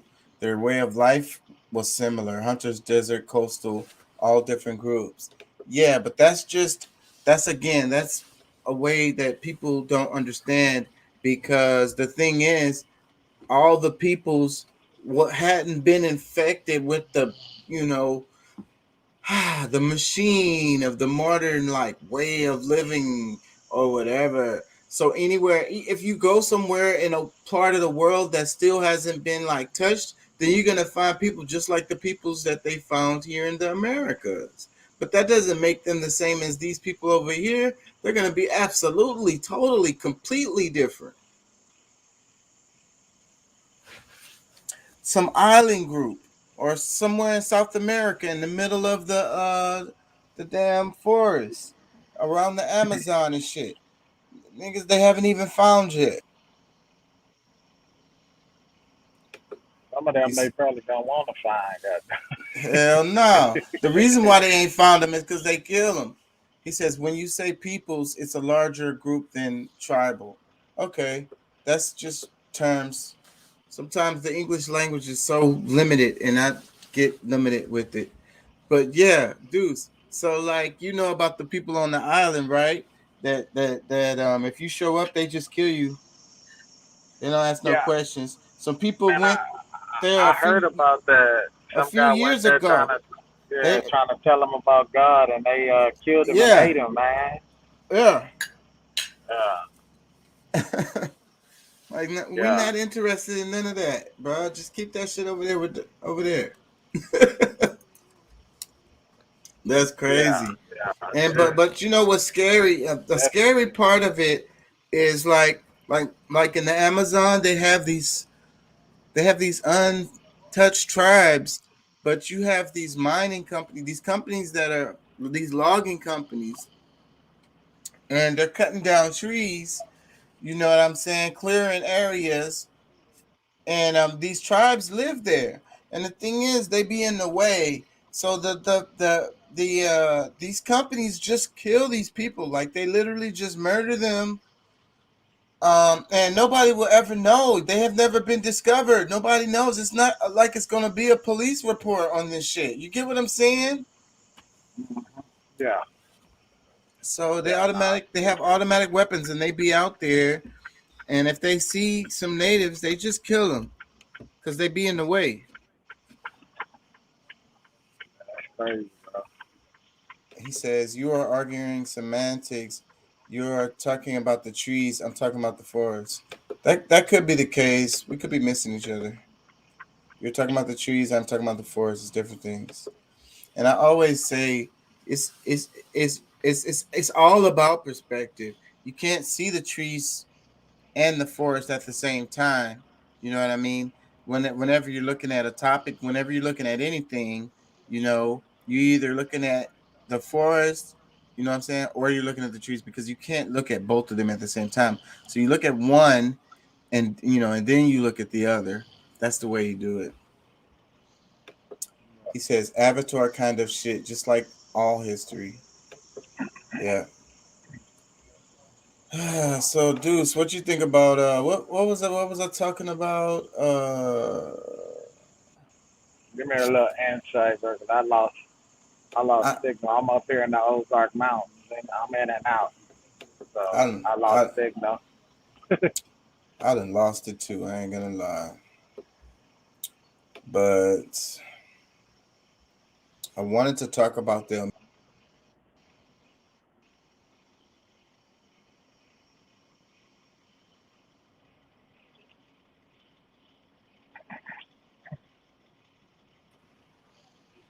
My bad, y'all. My bad, y'all. I'm tripping. I keep pressing too many fucking buttons. I wanted to talk about the Americas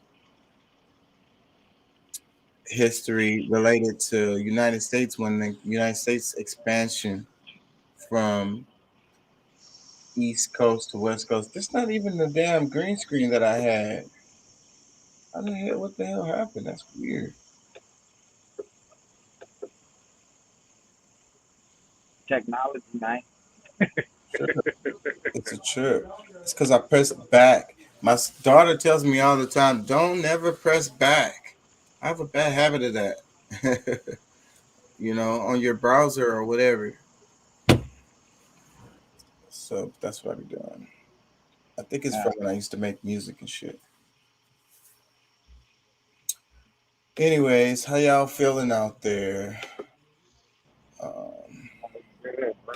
Good, good. How about yourself, man? How was your weekend? it was all right. I work on weekends.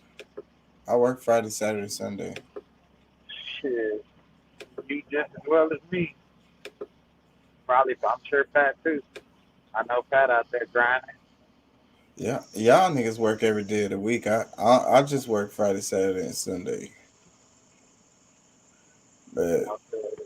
but I ain't, but I just try to keep my bills within a certain range or whatever. That's how I do, and I try to make school my main focus in life. Yeah, And I just keep my bills within a fair, and I live feel my that. life. That's it. How much longer you got left for school, bro? Man, I'm struggling with this damn Spanish class. It's keeping me from graduating. I should be done. Can't pass the damn Spanish. Damn. Yeah, it's crazy. Damn. Doc Gotta, says history always go macro to the macro to the micro. The larger effects to the individual reasons for those effects. Yeah, but you can go micro to the macro too. You could go both ways.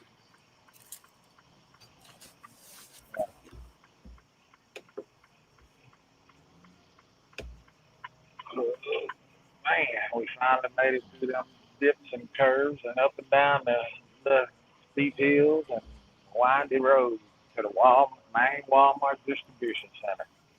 Hmm. Damn, you be delivering to a lot of Walmarts because another time you was on, you was delivering to a Walmart. Yeah, man, they use a lot of this liquid hydrogen, man, for those zero emission forklifts.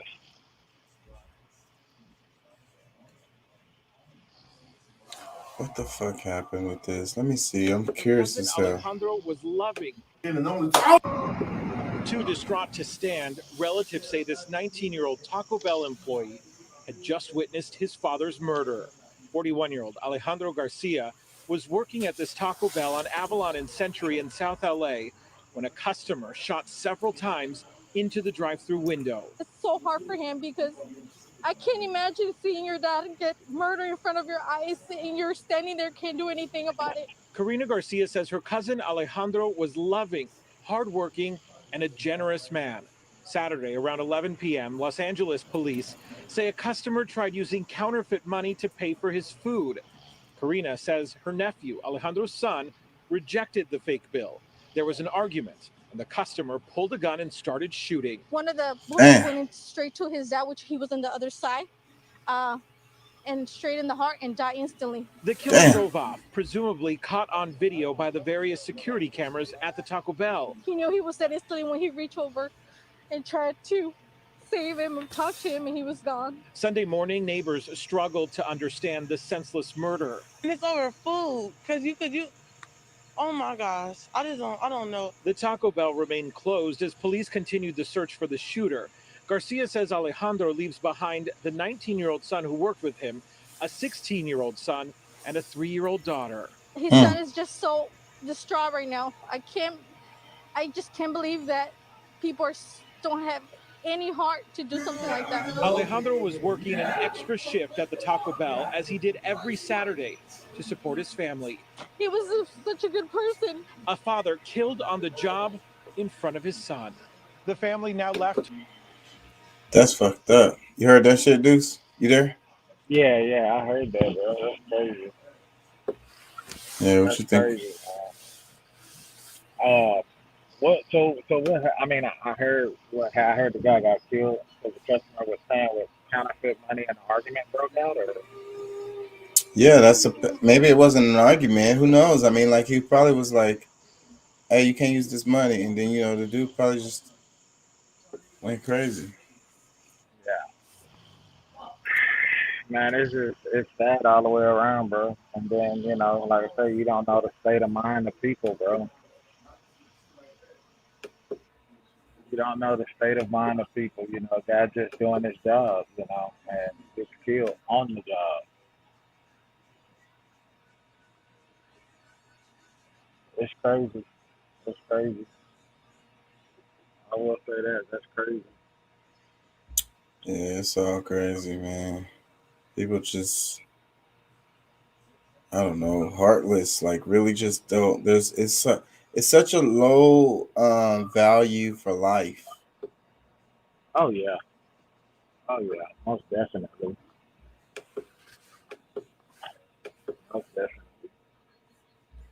Most definitely.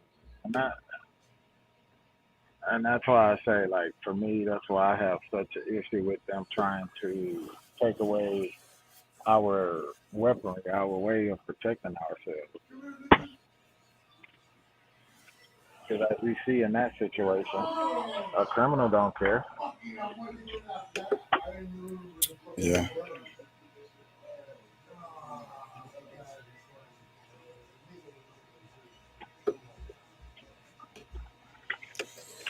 It seems like nobody cares. Shit, they don't. You know, and that's what I be saying. Somebody has to care, man.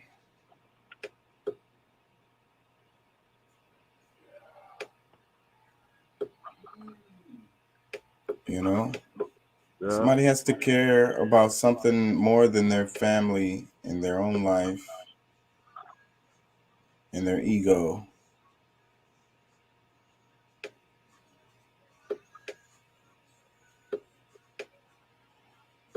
I mean, I think people care to a certain extent. You know? Hold on. Jump that. They said depression is at an all-time high.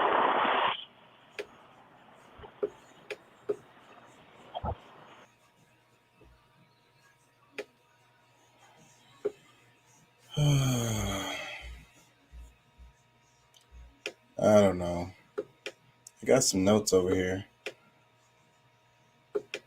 Some more stuff I want to cover before I wrap it.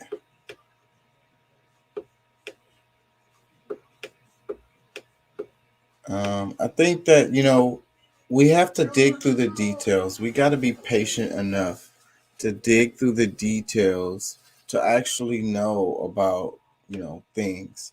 Like, especially like what we're talking about, like whatever we're talking about, you want to find out more information about it or whatever,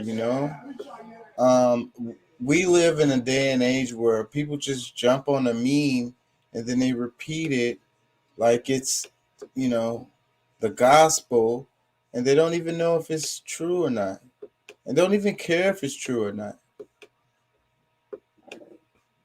And that's what makes me angry. It bothers me because people do it in real life.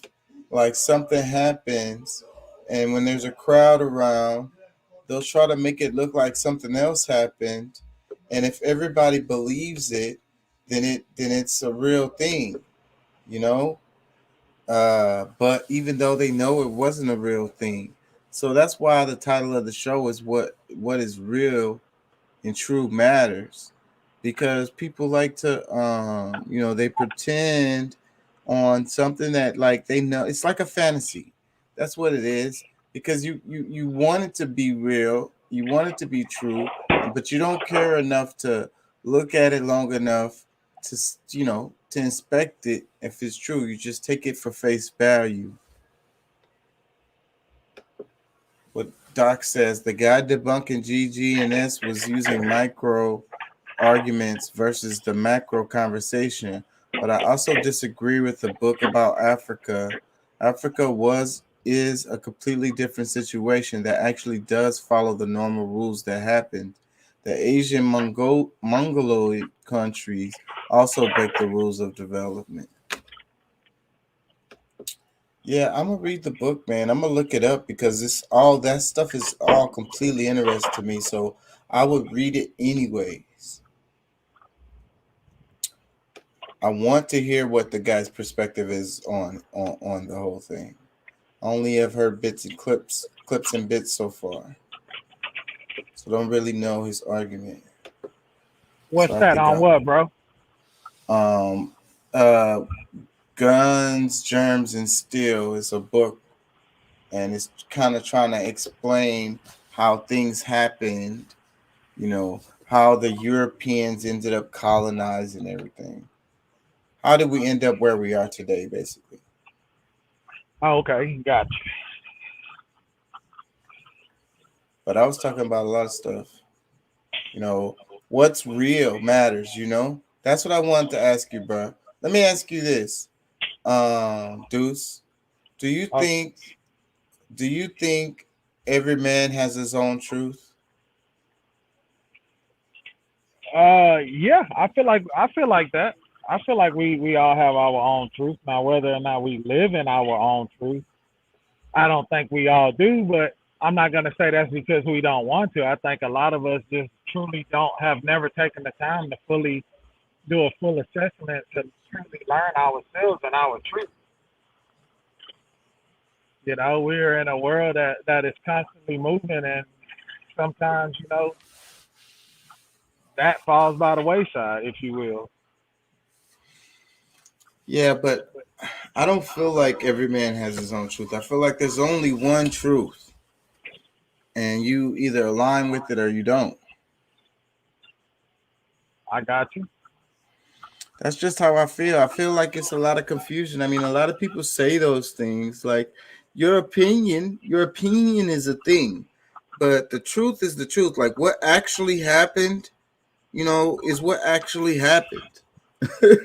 Your rendition of what happened, you know, is your truth, but that's not the truth.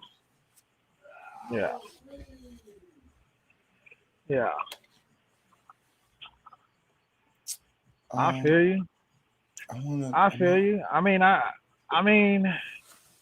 don't know, man. Maybe I'm missing it because I feel like, I don't know. I feel like we all have the reason I feel like, and maybe this doesn't make sense, and maybe I'm looking at it wrong, but I feel like we all have our own truth because of the simple fact we all have a purpose as to why we are here. You know, and in order for you to figure out that purpose, you have to understand yourself and you have to walk in your truth.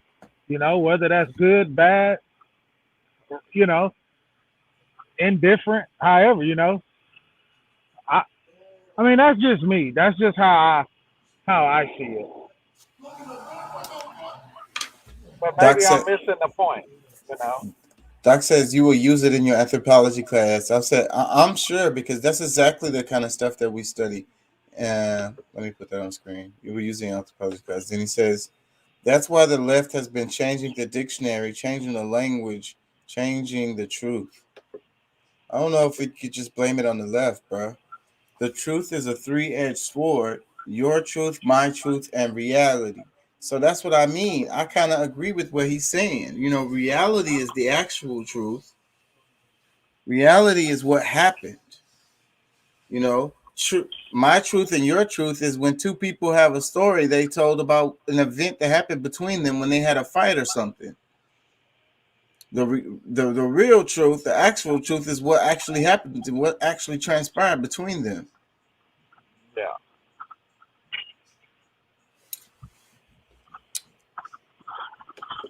Let me play this nigga. I feel you. I feel you. He's sure to piss everybody off. Who? And this guy right here, and I want to go grab me a piece of chicken. So Jump on his lap and talk to him like he sound. Would you take $500,000 or dinner with Jay-Z? Man, give me $500,000. Fuck Jay-Z. $500,000. Man, I don't want. Who want to take a sit down with Jay-Z over $500,000? You'd be surprised. It's some people say they want to. They want to sit on his lap. Then, they want to jump on his lap and talk to him like he's Santa Claus. Tell me what you know, Jay-Z. No, I don't want to know a month. Give me that $500,000. I know what to do with this here now. Yeah. I know what to do. Fuck his conversation. Would you take $500,000 or dinner with Jay-Z? Man, give me $500,000. Fuck Jay-Z. $500,000. Man, I don't want. Who want to take a sit down with Jay-Z over $500,000? You'd be surprised. It's some people say they want to. They want to sit on his lap. Then, they want to jump on his lap and talk to him like he's Santa Claus. Tell me what you know, Jay-Z. No, I don't want to know a month. Give me that.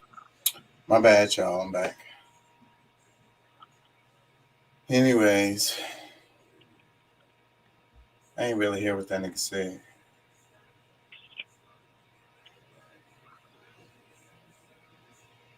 Phoenix Estate. You there, Deuce?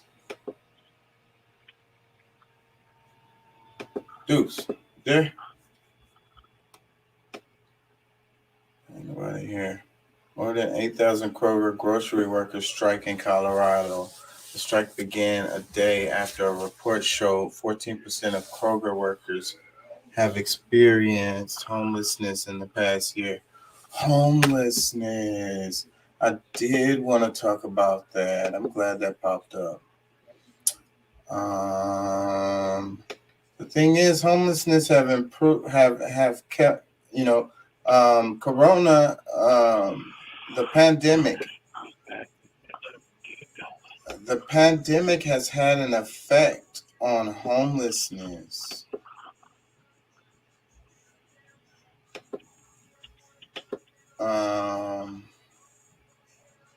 Let me see. Doc says, my truth, I lost my storage room with 200K of collectibles because of COVID. Other people, I am a lazy bum that was too stupid to sell stuff from it to keep it.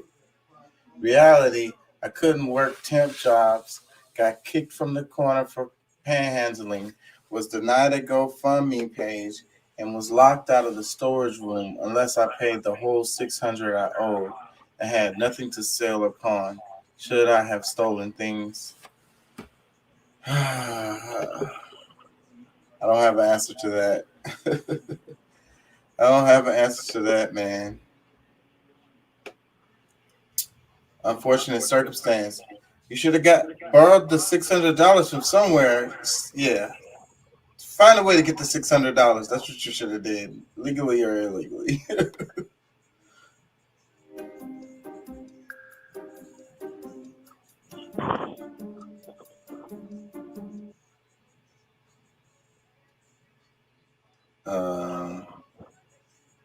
Sometimes you got to be bad to do good.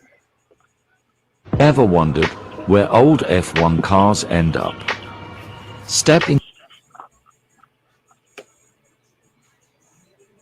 Yeah, so you there, Deuce? Yeah, I'm still here, bro. I didn't hear what that dude was saying in the damn video. It's a crazy world we live in, though, right? And it's crazy. If you got people saying that one thing is the truth when it's not, that's kind of like Anaya was telling me a story about a fight that was that happened at her school. And then she said it was two girls fighting. But then it was confusing to me because she said I don't know what she said, but I was like, is it a boy or a girl? She said it's a girl that wants to be a boy, or it's a girl that wants to be a boy that wants to be a girl, something like that. And I was like, wait. Does she have a penis or a vagina?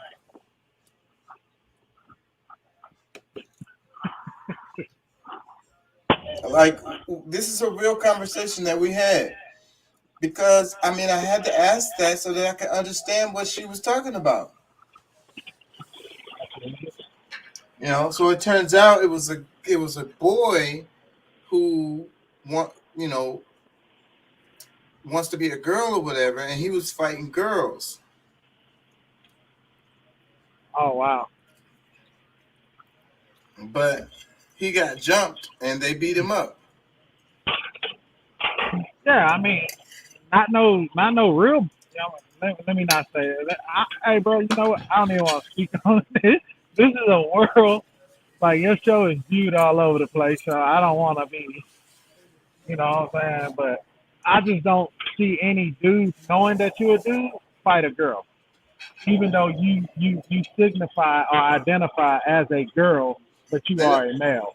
I don't see any real man allowing you to fight a girl. They don't see themselves as a boy. They see themselves as a girl. That's why I said it doesn't matter whether you identify yourself as a girl, but and everybody know that you are a male. They know you're a male. They're not going to stand around and watch you put your hands on a woman. I'm sorry. Well, it's complicated because, the school people, the security or whatever, is going to break up any fight. If it's two girls fighting, two boys fighting, whatever. But you're saying like the other students. But see, within the group, of the students, they all see him as a girl too.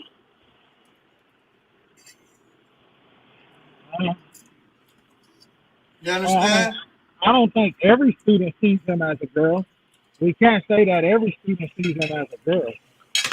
I don't think that's safe to say. There's some dudes that is like, some kids that is like, nah, that's a dude and he hitting on a girl. Like, hell nah. Yeah. We're not about to let that go down. I mean, he being a man and having, a wife, sister, daughter, I wouldn't be comfortable seeing a transgender man, beat the hell out of a woman. Like, where does that become cool?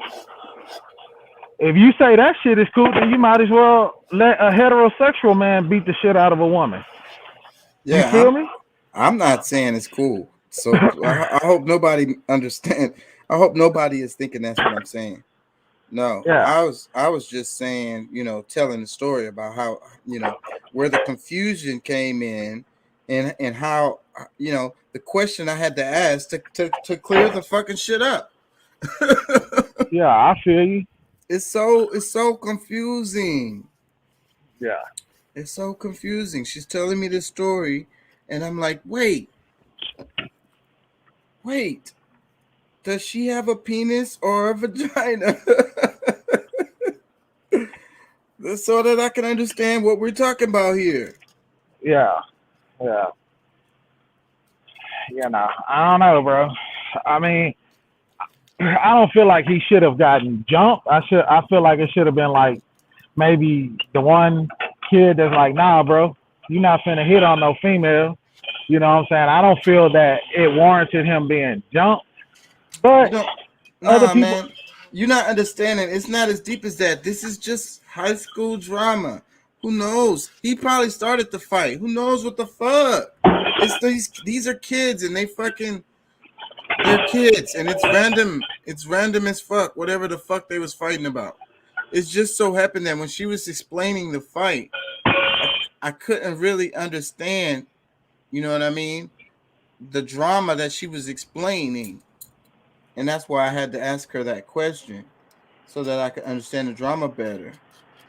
Yeah. Just, it's just, man, I just told that story just to say that it's a mess, that it's so confusing. Doc says fighting is not very ladylike. Shit. And that's funny given the story that we just told. Shit.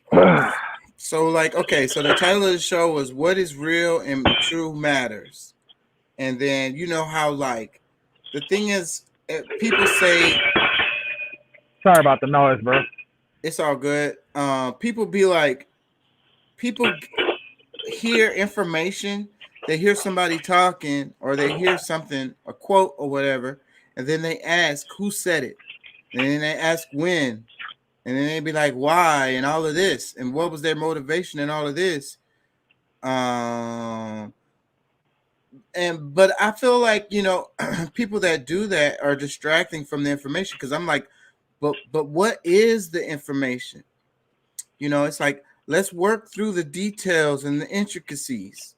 You know what I'm saying? See, that's why I don't like to get involved in that he say, she say type of crap. You feel me? Like, cause me, I'm the type of person like this here, right? I'm your brother.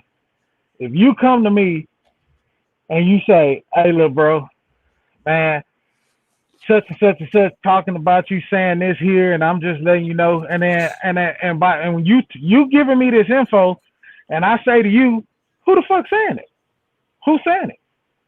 And you like, oh man, at that point, bro, now I'm mad at you. Now I'm ready to fight you because it's like, whose side are you on? You believe in what some other motherfucker saying? Are you gonna, tell me who said it so that I can tell you like, okay, I can defend myself. You're not leaving me any room to defend myself. You're basically, when you come to me and you say, somebody said this about you, and then you can't tell me who said it, to me, that's like you automatically believe what the word on the street is, as opposed to hearing me out, because that's why I don't get involved. Like for me, it's like, who are you protecting? I thought I was your brother, but you can't tell me who said it. And then motherfuckers want to hit you with that, man, I don't want to. If you didn't want to cause no beef, you should have kept your mouth shut. Simple as that. You know what I'm saying? And I feel like that's how that if people would pay attention to that, I feel like there's no you know what I'm saying? It leaves hardly any era for the truth, you know what I'm saying, not to come out. You know what I'm saying? But if you just one of these people, like you say you my dog and you rock with me, but it's funny every time somebody got something to say about me, they coming to you. Like, what the fuck? Yeah.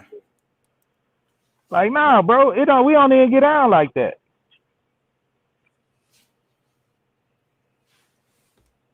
Doc said that is you starting shit, not them.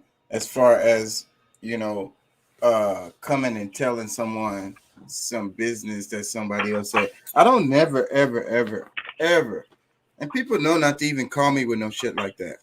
Yeah. But I'm just saying, you know, I'm sure growing up, like we all from, you know, you don't even have to be in the hood for this. You could be some suburban ass child that you know, and somebody come up to you, or you're one of your partners or friends at school that you really kick it with, man, yo, such and such saying this about you. Who? Oh man, I can't tell you, bro. Oh sis, I can't tell you that, you know. Well, what the fuck did you even open your mouth for? You should have kept that shit under your hat, nigga, and shut the fuck up. Because now I'm mad. Now I want to fight you. It's like me and you square up. You know what I'm saying? Yeah. Because now at that point, I feel like you the one with the bullshit. Maybe you the one saying that shit. You know what I'm saying? Like, let's, you know, that's just me. And maybe that's the wrong mentality to have, but I feel like I don't want to get caught up in the mess. I want to know the truth and the truth only. You feel me? I don't want to get caught up in he said this, she said that. Yeah, man, I don't care about that shit, bro. I got too much other shit that I'm dealing with in my own life, or people that depend on me to be worried about who said this or who said that. At the end of the day, you know, fuck it. I really don't give a fuck. You know what I'm saying? I mean, you know, I care to an extent, but at the end of the day, I truly don't, because a motherfucker gonna always have something to say about you. Yeah. But my point is that's like not really what I was talking about. I was trying to go in the direction of like when you hear some information like about whatever, like I'm talking about like important stuff. Okay. And you know, maybe it's a philosophy or something, and then you want to ask, you know, who said it and or whatever. And then like, what did they look like? Like, let me see a picture of them or whatever. I think that we have these biases built in our mind, and they keep us from being able to hear the knowledge, you know, because I think that it doesn't matter who said it. It's about the information, you know what I mean? The philosophy, the idea that comes from it. I got you. Well, back to what you said. Doc said, when someone tells me someone said, if I had to ask the person about it, I will, and I will tell them who I heard it from. Yeah. Well, and the other thing is I wanted to talk about, it's like, you know thyself is what it's about. You know what I'm saying? You know, how do other people see you?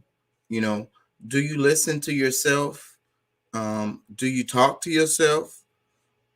What things about yourself could you improve? You know, have you improved in those areas? Do you elevate yourself? When something is bothering you, you have to do something about it. So I'm saying self-evaluation. I think that self-accountability, you know, that's the big thing that we're missing, you know? That's the issue, because people don't realize what they do.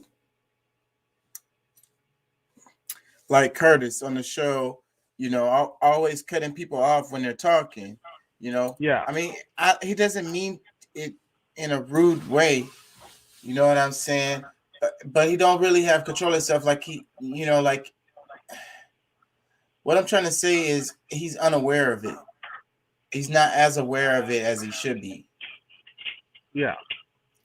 So, I but got that's you. one of those things that you do when you reevaluate yourself. When you evaluate yourself, when you know thyself, the more you really know thyself, then you know how other people see you. You know how what your character really is. You Yeah. know, and that's what I mean about what's real and true matters, because your character matters, right? Your real and true character matters. Yeah. What Exactly. you would do in a situation, faced with a moral decision, and Yeah. which way are you gonna go on that decision. That's your character. That's the stuff that you stand on. That's what you believe in. But it's in our society, it's okay to not believe in nothing, as far as like stand on nothing, flip flop and swish wash all over the place on whatever benefits you from one moment to the next, because each man has his own truth, and it's true here. Whatever is true here in Rome, or whatever is true here in Japan, or whatever the hell is true here in America, Afghanistan, or wherever you want to name, then that's what the truth is right now. you know so, but that again, that goes back to what I was saying about fantasies, because I think that we get lost in fantasies because we want to believe them to be true, so then we don't scrutinize the information, because we already want it to be true. It's kind of like being stuck in like a cult, and a lot of it's like that when you say Republican, Democrat, conservative, liberal, you Hmm. know even the religions, Catholic, Baptist, Methodist, Muslim, Yeah. Christian, uh whatever you want to call it, atheist, any one of those groups become like a cult. You know what I'm saying? Even science, and academics, it become like a cult.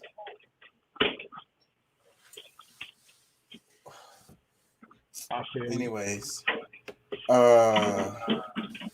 Doc says, it's like work. I was open and talked about things in my life. Some of those things got used against me as drama fuel. Now I just talk about anything that's not superficial at work. They lost the right to be my friend. And that's what happens. You can't share information with everybody. I don't talk to anyone. That's pretty much, but I don't think that's the right way to go either. But people tend to share their personal stuff with me when they're talking to me, because they know me and they know that I don't really talk to people. So they know that, and it's really weird how people look at me as kind of like retarded or whatever, however you want to call it. But because they're looking at me that way, that's why they talk to me honestly. They really think I'm slow. So then that's weird though. Come to think of it, that's a weird thought, right? So you're more honest with people that you feel. So people that you feel are more intelligent, you lie more to them, like you hide the truth more to them, or you twist the truth, or you play the game. But with people that you feel are a lower intelligence or whatever, slower, if you will, you are more honest with them. Yeah. I wonder why. What do you think about that thought? I mean, because I think people do that because, for one, they're looking at you like, well, who the fuck is he to judge me on my truth? If I tell him, as opposed to somebody who they look up to or feel like has more than them. You feel it? Does that make sense? Yeah. Yeah. Somebody that they look up to, somebody that they feel, is above them in some kind of way, that they feel Yeah. like their opinion matters in some kind of way, but they feel like yours don't. So then that's why they're willing to be honest with you, because, your opinion, your thoughts, what you think of them don't matter at all. To them. Yeah. To them, it doesn't. To them, it doesn't. But, I think that's just, quite honestly, just the way of the world, man. That's just the way people are groomed and programmed. You know what I'm saying? You would find a motherfucker like, man, that's just like one day I was sitting talking to this homeless guy, bro. Like, literally, like, we're just sitting down having a conversation at a truck stop. This was back when I used to be really out on the road, and I would have to do my resets on the road to reset my hours of service, and I would hang out at the big truck stops, and travel plazas and stuff like that. And I think I had just like ate some breakfast or something, and I was just sitting out there having a cigarette, and this guy, he walked over. I didn't know the dude was homeless. You know what I'm saying? Because I don't look at people in that realm. You know what I'm saying? Like, oh, he's homeless because he's not dressed as. I don't judge people off of what the fuck they wear or what the fuck. That's just not me. But anyway, he came over. He's like, hey, man, can I borrow a cigarette from him? I'm like, yeah, sure. You know what I'm saying? I was like, you want to join? Hell, I've just been like, I'm just like that. But anyway, long story short, me and dude sitting there having a conversation, and conversation went on. Then I went in. I'm like, hey, man, I'm going to go grab a cup of coffee. Would you care? He's like, yeah, heck yeah, man. I'll take a cup of coffee. I'm like, man, come on. I got you. We sat and talked, bro. And this guy began to tell me over a cup of coffee, we're sitting indoors, that he was pretty much that he was homeless.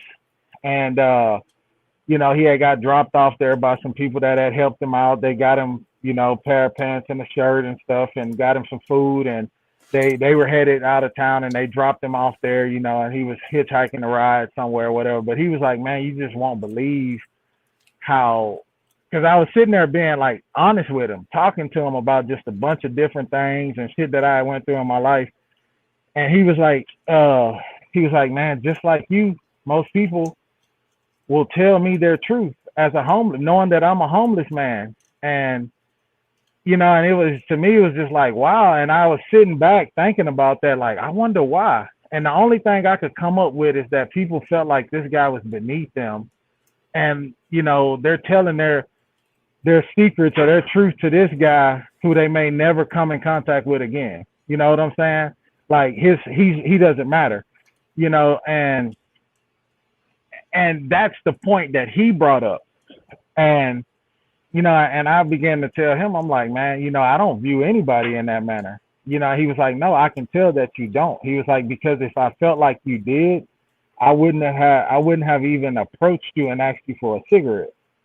You know what I'm saying? He was like, I know the people who think they're above me or would be like, oh my God, like, no, I don't have an extra cigarette. He was like, you were approachable, and you were somebody that I engaged in a conversation with, and it was a good conversation. But it's just crazy, man. Like, I bet you if you played homeless for a day in downtown Houston, bro, and just asked some random person for a cigarette or something to eat, and they sitting there don't have nothing else better to do, bro, like what they would fucking share with you. Like, you know what I'm saying? Like, it's crazy, bro, how that's crazy. The fact that you even brought that up, man, it's just, it's crazy, and it's so true, man, because people do that. Like, I feel like people do that to people that they feel like are beneath them, or people like myself that's very approachable, that really don't hold, like I don't get involved in shit, you know what I'm saying? I'm not finna, like, I'm not gonna get involved in the he say, she say type of shit, you know what I'm saying? I'm gonna say the truth. Hey, you said this, hey, that's what I heard, yada, yada, and I'm done. Keep me out of it. You know what I'm saying? Like, and I feel like I have people talk to me about, like literally talk to me about so much stuff, bro. And me and my wife went through a phase where she felt like it was cheating, and this older woman that we were mutual friends with basically told her, it's like, no, your husband, is not, I mean, yeah, he's friendly, and it may come off as flirting to you because you're engaged in a relationship with him, but your husband is a very approachable man, and women, when they see him, they see comfort. They see he's approachable. They feel safe. They feel secure. You know what I'm saying? He is, you know, the definition of what most women would consider to be a real man, somebody that they can feel safe and secure around. You know, and you know, it was just, I don't know, it's crazy, bro. That was a good topic, good subject. I know I kind of rambled on about some other stuff, but it's just. I just had to let you go, man, because I was feeling you because Jay Lethal said some stuff in the recent video he did Monday. He said, find a homeless person, he said, and hug them. He said, hug them. He said, get their stink on you. He said, you know, who are you? You know, what makes you think that you could never be in their position? What makes you think that you are better than them? Yeah. You know? Yeah. And another thing he said from the video, he said, do 10 push-ups. And then he said, do 7 more. So those two things from the video really, really, really struck me. Let me see if I can find a... Let me see.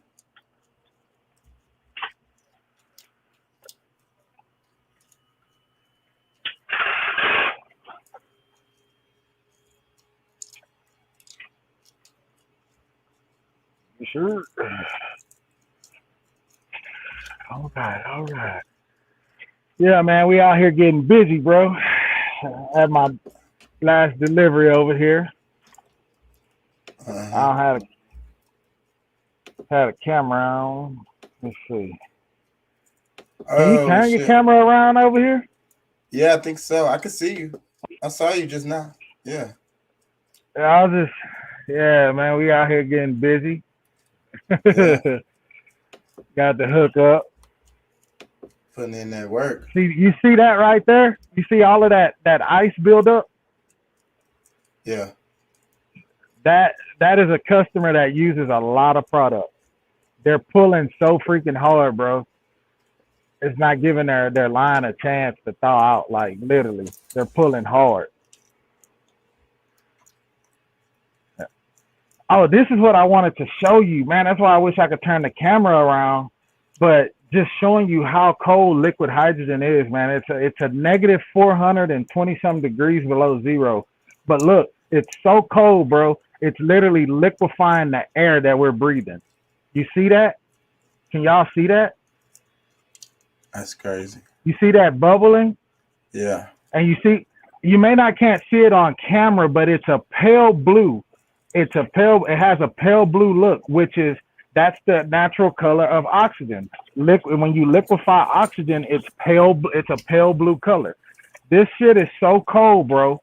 It is literally liquefying the oxygen that it's literally liquefying that oxygen, bro. And What happens a pale if you blue color. Touch that pipe with your hand without gloves on? You get a pretty damn good frostbite. I mean, you could touch it for a second. Look, you don't want to keep your hand there. Yeah. You know, you could literally let that stuff hit your hand for like a couple of, for like a quick sec. Like, you know what I'm saying? It's not going to burn you right away. You feel me? I'm going to put my phone back in pocket. But it's not going to burn you right away. It's just like, once, if you leave your hand saturated in it, then yes, that's when it become a problem. That's when your hand is possibly going to freeze up. But you can stick your hand in it and pull it out right away, because your hand is so many. You think this is a negative 420 some degrees below zero. It's like a couple of degrees away from being absolute zero. So think about your hand being your hand being your body temperature 97.5 or 98.5 degrees, and you stick it in there. Think about how much hotter your hand is than that. So you can submerge it in there and pull it out, nothing to be wrong. Your hand will feel cold, but it won't burn you. It won't freeze your hand automatically. Like, that's movie shit right there. Like, you would have to leave your hand saturated, you know what I'm saying, in order for it to do that, if that makes sense. Yeah. Over a period of time. Yeah. I mean, it wouldn't take long because of how cold it is, but I'm just saying, like, if you leave your hand in there for like 10 seconds. Yeah, you may be fucked. Wait a minute, 5 or 10 seconds? That's You know, not that maybe long. 5, 10. That's not Five, that I long. mean, That's not but that long, bro. but you're thinking about counting 1, 2, 3, 4, 5. I'm talking about if you do the real like 1 Mississippi, 2 Mississippi. You know, you doing that shit. How they really count seconds? Yeah, you be 10 seconds is a long time, bro. You just thinking about counting 1 to 10. Nah, you probably be all right. But if you do it the way they used to do that shit out there on the football field, and you be sitting there looking at your coach like, man, I want to beat the fuck out of this motherfucker. Yeah. Yeah. Doc, let's read comments. He said, my manager wanted to have a private conversation. She asked why I only wear a mask when asked. In that convo, she called me a child, then cut 20% off my schedule because she was pissed at me. Damn, what job you work at? Do that shit. Private was specified as just as talking, not manager and employee. Yeah, man. They be giving me a hard time about the mask at work too, because I don't half-ass be wanting to wear mine either. So I kind of be getting in trouble about that sometimes. It's kind of different for y'all in food service, I would imagine. I just get tired. I can't fucking breathe. That's all. I need to be able to breathe while I'm running around fucking getting your food and drinks. Yeah. Just keep it on and cover your mouth and leave your nose uncovered. That's the biggest thing, bro. I don't like shit covering my nose. It's like, hey, bro, it's literally like when my nose is stopped up, that shit is so miserable, dude. I literally have to keep reminding myself that just breathe through your mouth. Breathe through your mouth, because it's like I literally get anxiety, feel like I'm having a panic attack. So I understand. That's why I say, you know, I wear a mask, but I just leave my nose uncovered, bro. Like, I know that shit probably don't help, but hey, it is what it is, bro. That's exactly how I do it. And, you know, sometimes they say something, but that's exactly how I do it. I need to be able to breathe through my nose. I can't fucking breathe. You know, I'm going to die one way or another. You want me to die from suffocating, or you want me to die from COVID? Right now, I feel like I'm going to die from suffocating. Yeah. Yeah. He said, and we both have low voices. We constantly have to pull them down to be understood. Yeah. I wanted to play because that stuff you said about the homeless, and I have a video on the homeless too, but I don't want to put y'all to sleep. But this little bit of Jay Lethal probably won't put y'all to sleep. The run from the police for spanking my own son. And I'm not begging for forgiveness. I'm not begging for somebody to understand me. I'm begging for your motherfucking sympathy. It just is what it is at this point. This is my story at this point. But Jay Lethal is literally on the run from the police for spanking my own motherfucking son. They gave me a felony warrant, a felony. Can you believe that? Like, what the fuck? Look at my mugshot, guys. Look at Jay Lethal's mugshot, just so he never expose me, because I already exposed myself. Look at Jay Lethal's mugshot. If you don't believe that this is a mugshot, look at the bottom right there. Brazoria County mugshots on 2020, June 11th, which was one day before my son's birthday. The very son that they gave me a felony for spanking him, one day before his birthday, I'm in jail staring at the red man. Can you believe that? For spanking my son. But everybody in this chat, they said they've been spanked before by their parent. And that's weird, because I've been spanked before too. So how the fuck am I facing a felony for spanking my son? Does that even make sense? Can somebody please tell me what the fuck is going on? Okay, Emma. Okay. Back to me. Back again. Go in your room and don't come out.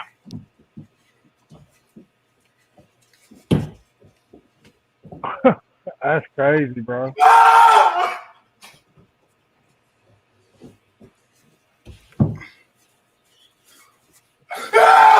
Boy, stop all that screaming before I come in there again.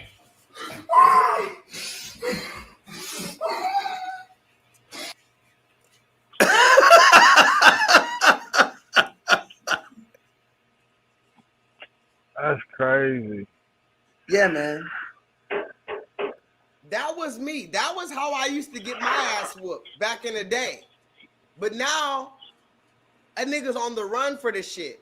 I just want you to know what the fuck is going on. And I wanted my son to know I still love you and I'll still whoop your ass.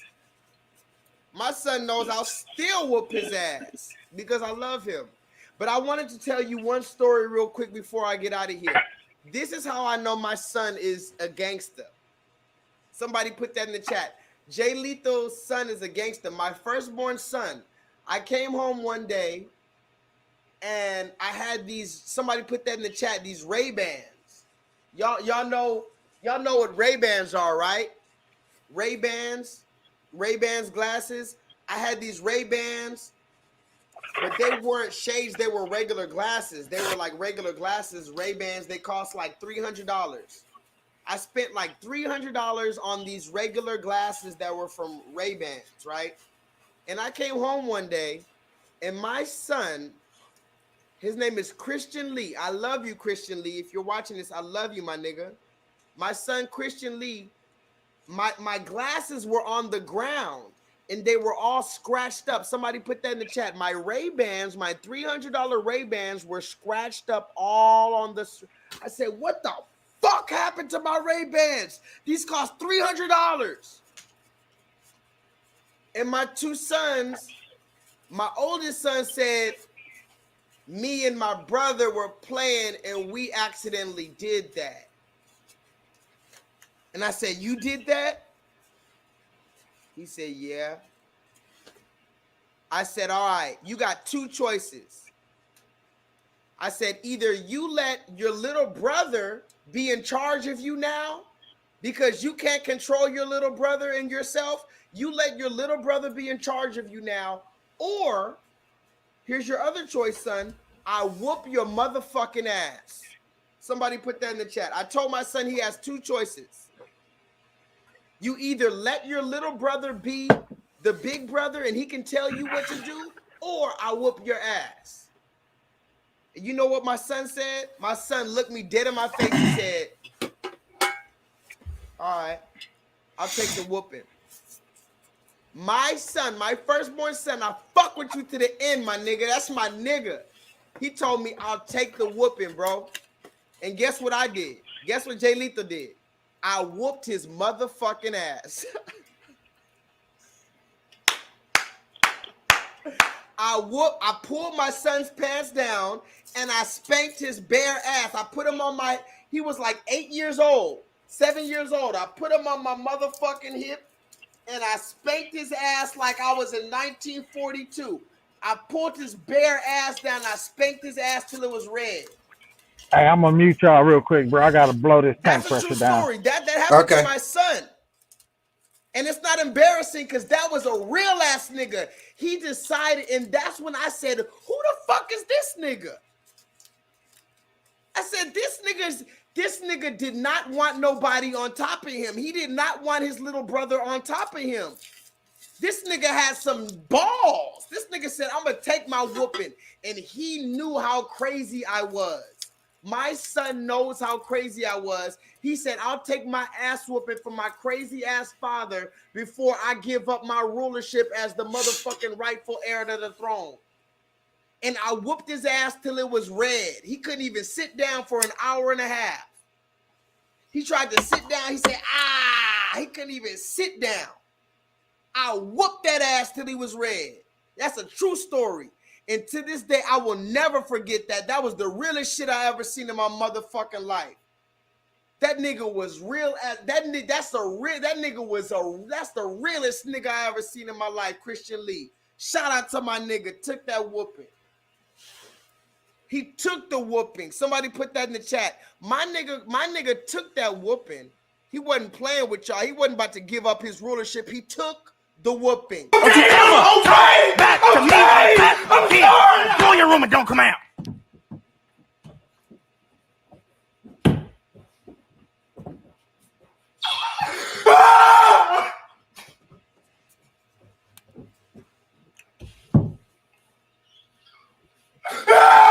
Boy, stop all that screaming before I come in there again.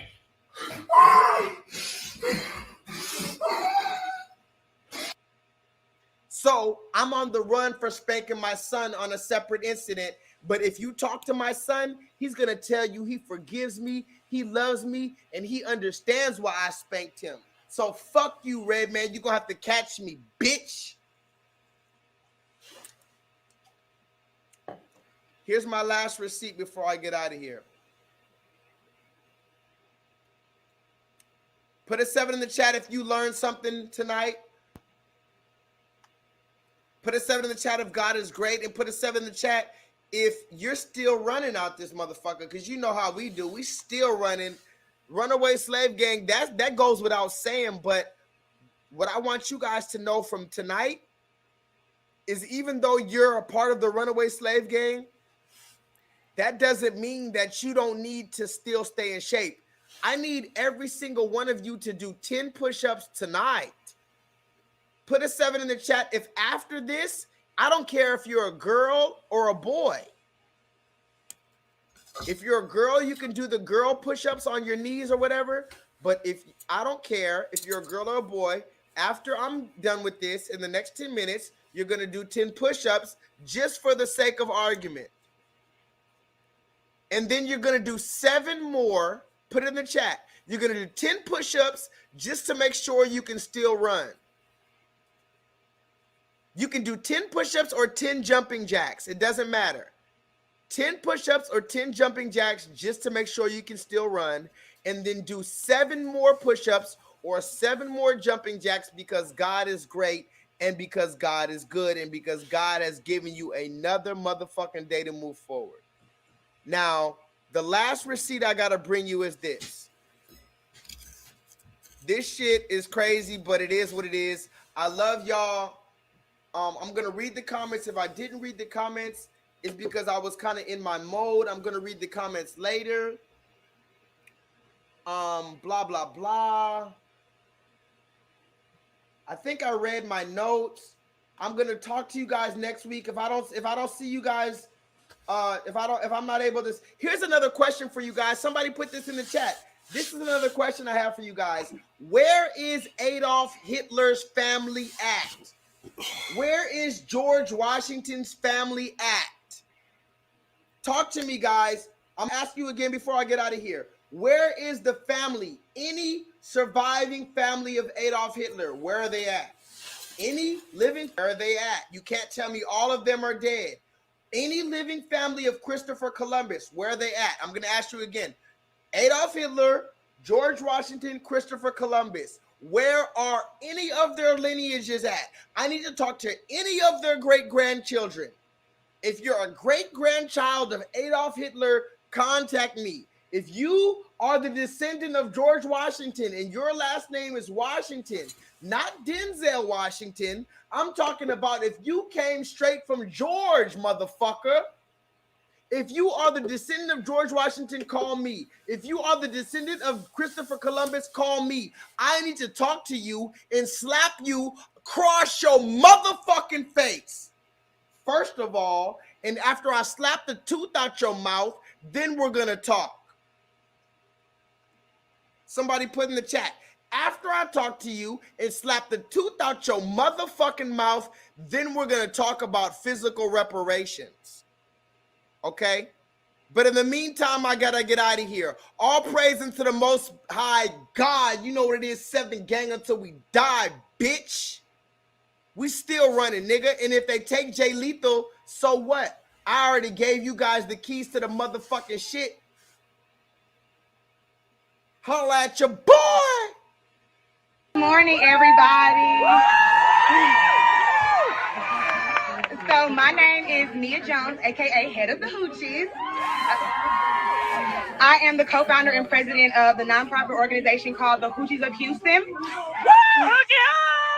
Hey, Hoochie.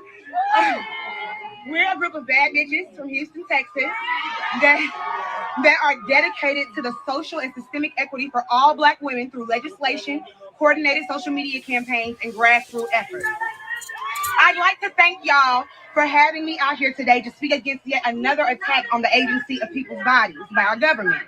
Now, if y'all know anything about me or the Hoochies, y'all would know that I don't particularly care for professionalism or holding my tongue for the comfort of white people. So my speech will be filled with a whole bunch of how I feel. I hope that's okay, but I also don't give a damn. So let's go. Look at us, y'all, at the steps of the damn Supreme Court. Okay? This is a very historic place. As a matter of fact, Roe v. Wade was actually passed here. Do y'all remember that? And look at these degenerates trying to revoke it. But anywho, when the Supreme Court refused to block the Texas abortion law, they would make it illegal to receive an abortion after 6 funky-ass weeks. This courthouse has seen plenty of fights for our reproductive rights, okay? This place is no stranger to hoochies with coochies. But somehow we're back here again to express our disdain and horror for another attack on the agency of our bodies. The Mississippi abortion ban is just as egregious as the one in Texas, making it illegal to have an abortion after 15 weeks of pregnancy. These laws affect all of us, but we know exactly who it's going to affect the most, and that's poor Black and brown people. Ain't no funeral home. It ain't the Terradome neither. Welcome to hell. Abortion! Abortion! Hell! Forever! Abortion! Abortion! Hell! Hell! Forever! Abortion! Hell! Forever!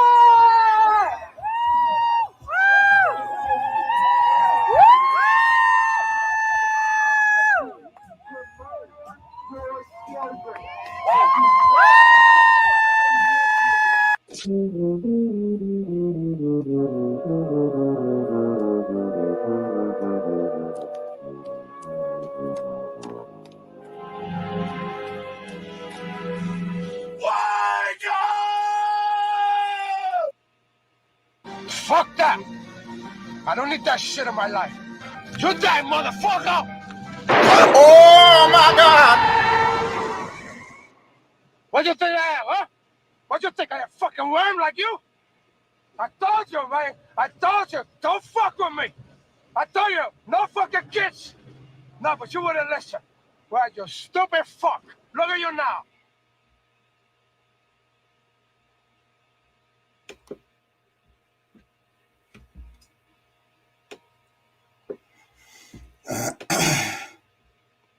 I don't always agree with this guy. We argue all the time. We argue all day long. But I'm a fan of, of his stuff, if that makes any sense. The way he edits and puts his stuff together, and then he kind of like, I don't know, gives his point of view and shit. He's part of the inspiration of me making my show. I'm not trying to make stuff like him. Like, it's sensational. I'm off that. I'm on educational shit. So, but I don't know. I'm a fan. The part about hugging the homeless person, that's what I was looking for. I couldn't find it, but I'm not going to play any more of it. But he talked about hugging a homeless person in there. Doc says, he brags about his son taking his lumps as the brags about running from the consequences of his own actions. And I don't think he was right. I don't agree with him on that. I don't spank my children. I think it's abuse. I really do. And I've been telling him that he needs to get a lawyer.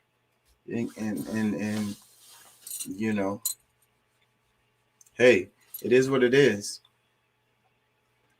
You know, each man make their own decisions about their life. You know, can't no man can tell another man what, you know, what to do with his life. You know what I mean? That each man's choices is each man's choices. So that's how I feel about that. But I don't agree with the spanking at all, especially with like pulling the pants down and barebacked. That's kind of, there's a sexual part to that.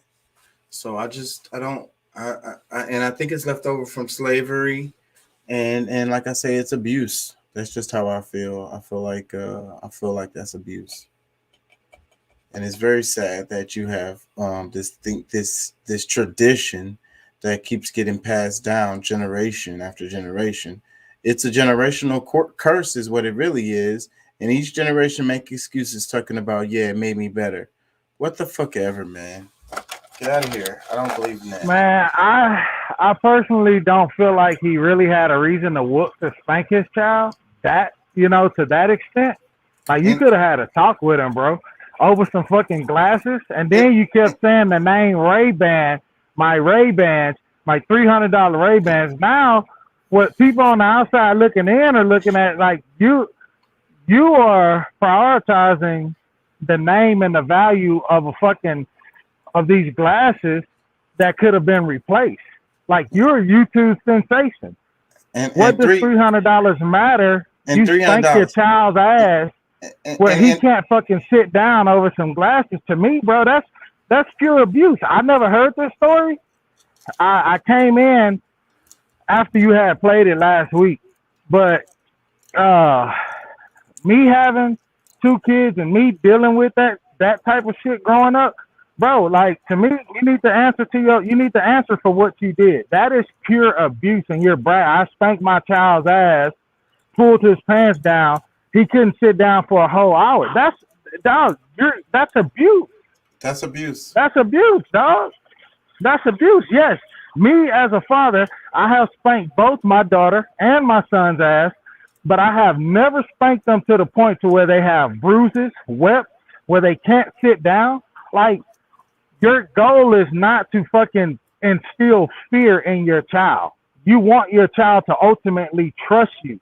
Your child could be telling daddy, I understand, I forgive you, I love you, because he is afraid of you now. He fears you. That child will never really come to you and have that one-on-one when he's faced with shit, trials and tribulations as a young black man when he grows older. Like, dude, you have done some harm. This kid at some point in time in his life is gonna tell a story about how his dad whooped his ass because him and his younger brother were playing, and they scratched up and broke his dad's $300 Ray-Bans. He sounds so fucking materialistic. You can call me out on it. That shit is materialistic and it's abuse, bro. And Brazoria County, you should go stand before the judge. Get a lawyer. You know what I'm saying? Get a lawyer, do your handy, take your stripes. But nigga, that's abuse. And any nigga in the hood, on hood, will call you out as abuse, bro. Cause ain't no real niggas that I fuck with gonna do that to their child over some glasses. And I know niggas all over Houston. I know some real gangster niggas that would never do that. And I like spanked my daughter one time, and she still tells the story to this day. I swear to God. And every time I hear her tell the story, it kind of hurts a little bit, you know. And you know, so like, you know, I mean, yes, I feel like it's abuse. You know, it's much better to talk to them. You know, you can get into their head, and you can get them much better when you talk to them. First of all, he should have gave him some kind of leniency. Your son told you, yes, Dad, my brother and I was playing, and we knocked your glasses over. Yeah. And scraped them up. Like, this kid told you the truth. He could have easily said, my younger brother did that. Or he could have easily said, I don't know. You feel me? But him being a kid of integrity says, yes, Dad, I messed up. He's admitting to his wrong, and you still spank his ass to that effect?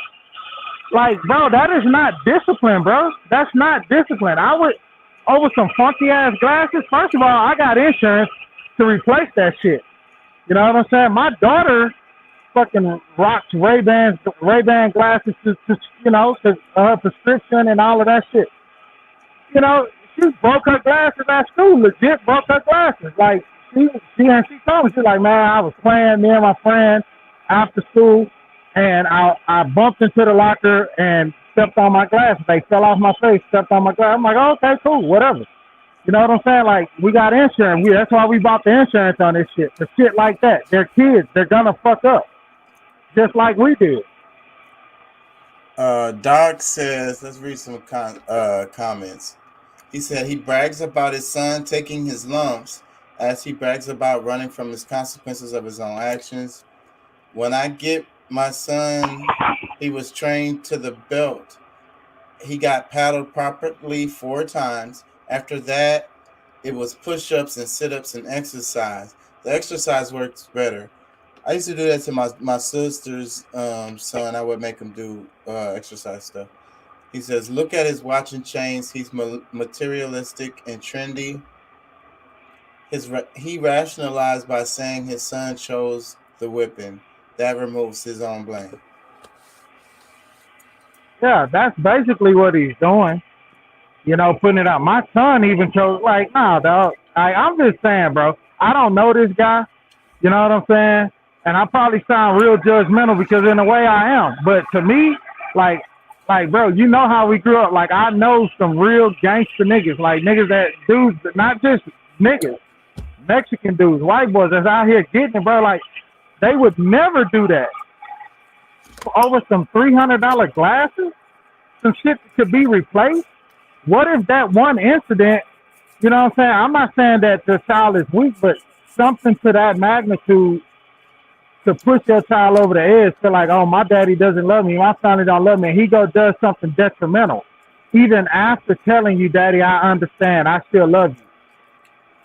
Because now you've made that child feel that those glasses have more value than him. I don't care how you look at it, bro. Yeah. I wouldn't do it. You know what I'm saying? I wouldn't do it. You know what I'm saying? Like, you know. Me neither. And anytime I'm really upset with my kids, it's usually about something that's more, I don't know what, moral, if you will, like how you treat people and, you know, like having more to do with like their behavior. I can't find the right words, but it don't be about, you know, some money. Yeah. First of all, one thing that I learned, and I learned this growing up as a kid, you know what I'm saying, from, you know, old heads, that's one thing you never do. You don't ever touch your child when you're angered. You know what I'm saying? Because you go far. You go too far. You know what I'm saying? You could, you know, and to whoop your child's ass, bro, where he can't sit down, that's not right, bro. That like, nigga, that's some slave shit. Like, oh, you don't want to work today? Like, we gonna tie your ass to this tree and we gonna spank your ass. I don't agree with the physical at all. Like I say, and when I say I spanked my daughter, it wasn't like a spanking. I probably popped her or something like that. And it was she was just, I think she was starting school or whatever, pre-K or whatever, and she didn't spell the word right. And it was a simple word and I knew she knew it, and I was frustrated with her, so I popped her a couple of times. And I swear to God, she's a teenager now and she still tells this damn story, bro. Yeah. She tells Dude, everybody. I've only spanked my kids at maybe twice. You know what I'm saying? And I thank God that my kids, they don't fear me. I thank God that they respect me enough. When I grab up and I say, hey, chill out, they know. They go sit their ass down somewhere. And that's all I pretty much have to do. You know what I'm saying? I'll laugh and play and joke with my children, bro, and try to give them the best time of their lives. But when I mean business, I mean business. And I thank God that the way that my wife and I have raised our children, man, that they, you know what I'm saying, they have that respect. They know when and where. Like, okay, daddy not playing. Mama means business, daddy means business, they not playing. Sit our ass down somewhere. You know what I'm saying? Because they know once I say, hey, chill out, and they continue on, they already know. You know what I'm saying? Now it's time, you know, I will pop their ass. Yeah. Yeah, well, I'm not gonna keep telling you. Keep telling. Nah, I pop them. Oh, hey, my daughter's 12. My son, 8, bro. I still pop them. You know what I'm saying? I pop them on both of them on their butt. You know what I'm saying? Like, hey, man, chill out. Like, but I'm not gonna get them no hardcore ass spanking like that. I remember getting the ass whooping, bro, and I was a little high yellow nigga. I remember getting ass whoopings and bro, and having whips and bruises and shit all on my back and arms and legs and shit. You know what I'm saying? That shit hurting. I don't believe in it at all because, you know, it's like once you cross over that line, that's where where is the line? I watched my cousins getting beat with broomsticks and irons and ironing boards and you know what I'm saying? Random ass fucking items. You know what I'm saying? And I know this had an effect on them in their life. You know what I'm saying? A negative impact on them in their life. I saw it happen. Yeah. You know what I'm saying? Because, you know, I didn't really get. We did sometime, but I didn't get. I was a good kid, so like my sister was the one who got most of the whoopings when I was growing up.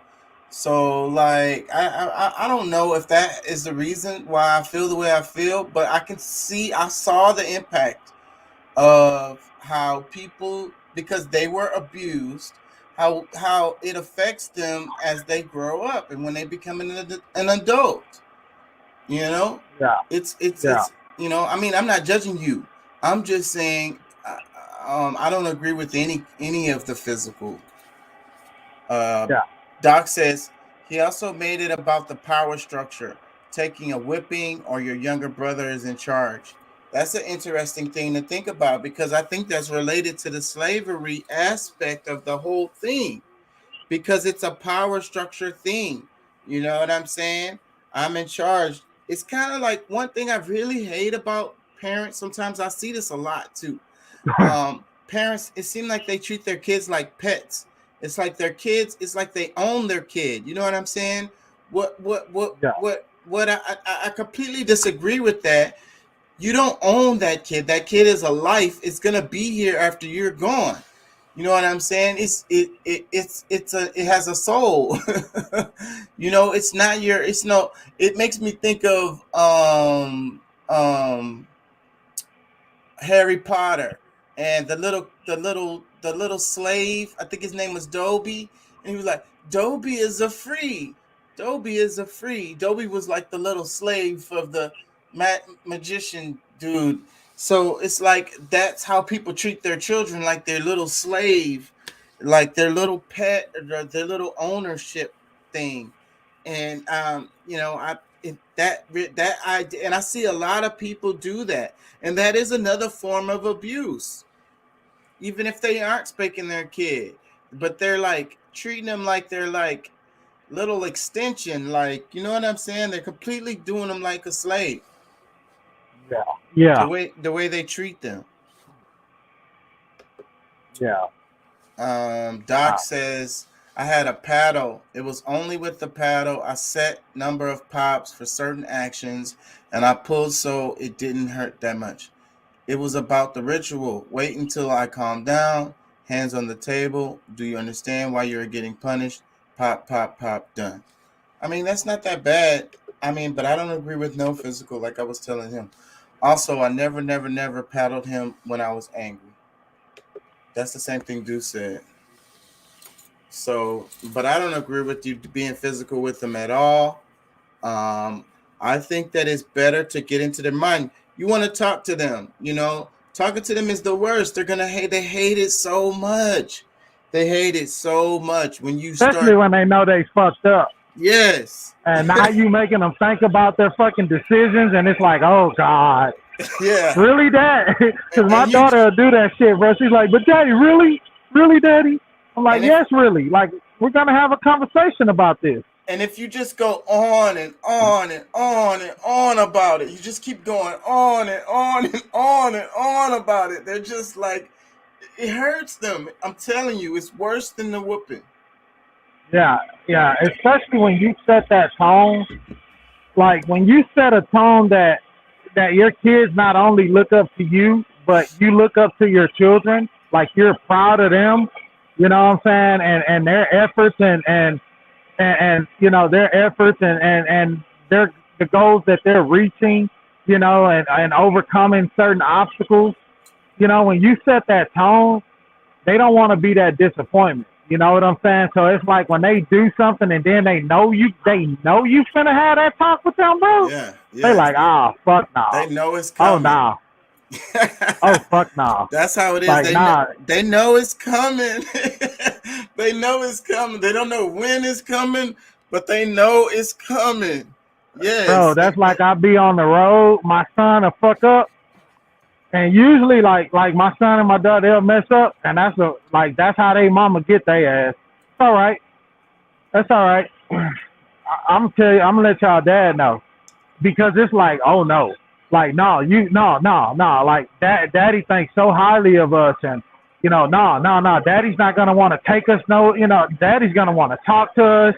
Like, bro, like literally my son has told my wife, can I just take a whooping? Can I just get the whooping, please? Can I just be punished? Can you just take my TV, my game? Like, and it's not that I spank them, bro. Yeah, it's not that I spank them. It's because they don't want to have that conversation. They don't want to have that conversation, bro. And the biggest thing, dude, is like they know, like it's not that I have like all of these yes, I have a standard. I have expectation of my children, but I also like I tell them like just how you guys lean on me and look up to me. You know what I'm saying? To set the example and do well by you guys, and you know, and to be able to go out and do these things, like daddy looks up to y'all too. You know, you got, you know what I'm saying, to see y'all do great, you know. Like I told my daughter, to see her overcome her obstacle that she dealt with math, man, and you know, and I spent all of this money in tutoring and you know, and getting her to the different learning centers and to see how far she's came. Like I let her know like how proud of her I was. I expressed it and I still express it. You know what I'm saying? Like, you know, so it's like if she messes up or she doesn't pass a test, like I literally have to talk her down. Like, look, it's okay. You're not gonna always get it. Like, you know what I'm saying? But it's not that I try to lead like that. Like, you know, it's just I just want them to know that, hey, you guys are future leaders. And one day I'm going to get old and I'm going to have to, you know, I want you guys to make the best choices in life. Daddy's going to do his part and strive every day to make the best choices in life for y'all, you know, and I want y'all to make the best choices in life. You know what I'm saying? I want y'all to be successful. When I'm no longer here, I don't want you to have to worry about nothing. And that sounds very similar to what my speech sounds almost the same as what you said, word for word. There might be a little bit of differences, but that's about what I be saying too, you know. I expect you to be a leader. You're supposed to be a leader. So, you know what I'm saying? Yeah, that's about what I say. And I'm not going to be here forever. So you're going to have to be able to handle this world, you know, without me. Yeah. Yeah. My daughter hates when I say that. Daddy, do we have to talk about that? Because she'll tell you, in my mind, you're going to live forever. You're going to be here with me forever. And I'm like, well, I mean, I would like to think that, but that's not our reality. You know what I'm saying? Like, you know. Yes. But so, and as, even though you're a child, you know, as you grow up, you got to think about the time that it's going to be when, you know, dad's not going to be there, mom's not going to be there. And you're going to have to do these things because that dad and mom has been doing. And you're going to have to take up those responsibilities. Man, you know one thing that I do hate, bro? And I know this may be off topic, but I hate the fucking way we grew up. I hate the struggles. I hate the hardships. I hate the near-death experiences. I hate all of that fucking shit, bro. And the reason why I hate it is because I think so much in fucking past tense to the point to where people are like, dude, you're fine with death. You're okay with dying right now. I am. you're I am. you're okay with I'm not that, afraid. you know, that, All the shit and I've that's been why, through, nigga, I already been through hell. Whatever the fuck's you on the know, other side, nigga, I am not afraid of it. and it's like motherfuckers be like, you know, like that's why you know, that's like literally, bro. My therapist broke that shit down. She's like, that's why you're fine with being an over the road trucker and being gone, and because you know that you have set things in place. You know that you have laid a good foundation. And I'm like, nah, I don't think that way. And she like, yes, it is. Like, she's like, just listen. And she recorded me one time, bro, and played it back to me. And I'm like, I speak every time me and my wife talk. I'm like, babe, I'm out here getting it, trying to make it happen because, you know, what if I'm not here? What if something happens? You know, I want y'all to be good. And it's like, dog, a lot of that shit is from the trauma that we faced growing up, dude. We think so, and like we're everything with us is in fucking past tense, dude. And I hate it, bro. It's I so truly much fucking trauma. hate it I think about that because kind of we shit. don't live in that moment. We're never comfortable with. People are like, oh my god, congratulations, bro, you made it. And in my mind, I'm like, man, nigga, I still got some more to do. What the fuck you talking about? Yep, that's how I feel every time. When I was a restaurant manager and I was making pretty good amount of money, and people would say you're successful, and I would be like, I don't feel like it. You know, I really didn't at all. And you know, in a lot of ways I was miserable. But I get exactly what you're saying. I think about my childhood and especially like my early 20s. I think about those years a lot. I swear, Yeah. I swear, I swear I do. And it's just the same. It's sad. It's like an Yeah. unfortunate series of events. Yeah. Unfortunate series of events. And damn, you know what I mean? 20 years go by. Yeah. Damn. Yeah, bro. It's crazy, dude. You know what I'm saying? And that's why I get out here and I bust my ass, bro. Like, me and my wife done went through it. You know, she felt like there was a point where I chose work as to get away from her. It wasn't like everything that you know, and that's crazy, bro. I've had to learn to separate myself from saying everything that I am is my kids, my wife and my kids, because, you know, I'm so fine, like, over the holidays and shit, you know, like even when school started, I would never go in the store and spend $200. You know what I'm saying? $250 on a pair of shoes for myself, but I was okay doing that shit for my daughter. You know what I'm saying? I'm okay for dropping like, I will fucking talk myself out of it so quick. I'm okay with going to spend $1,000 for something my wife wants, but I won't do that shit for myself. You know what I'm saying? And it's like, bro, I have to find a way to change my train of thought. You know what I'm saying? Because in my head, it's common sense. This doesn't make sense. But then somebody presents you with the question, well, you'll do it for your child?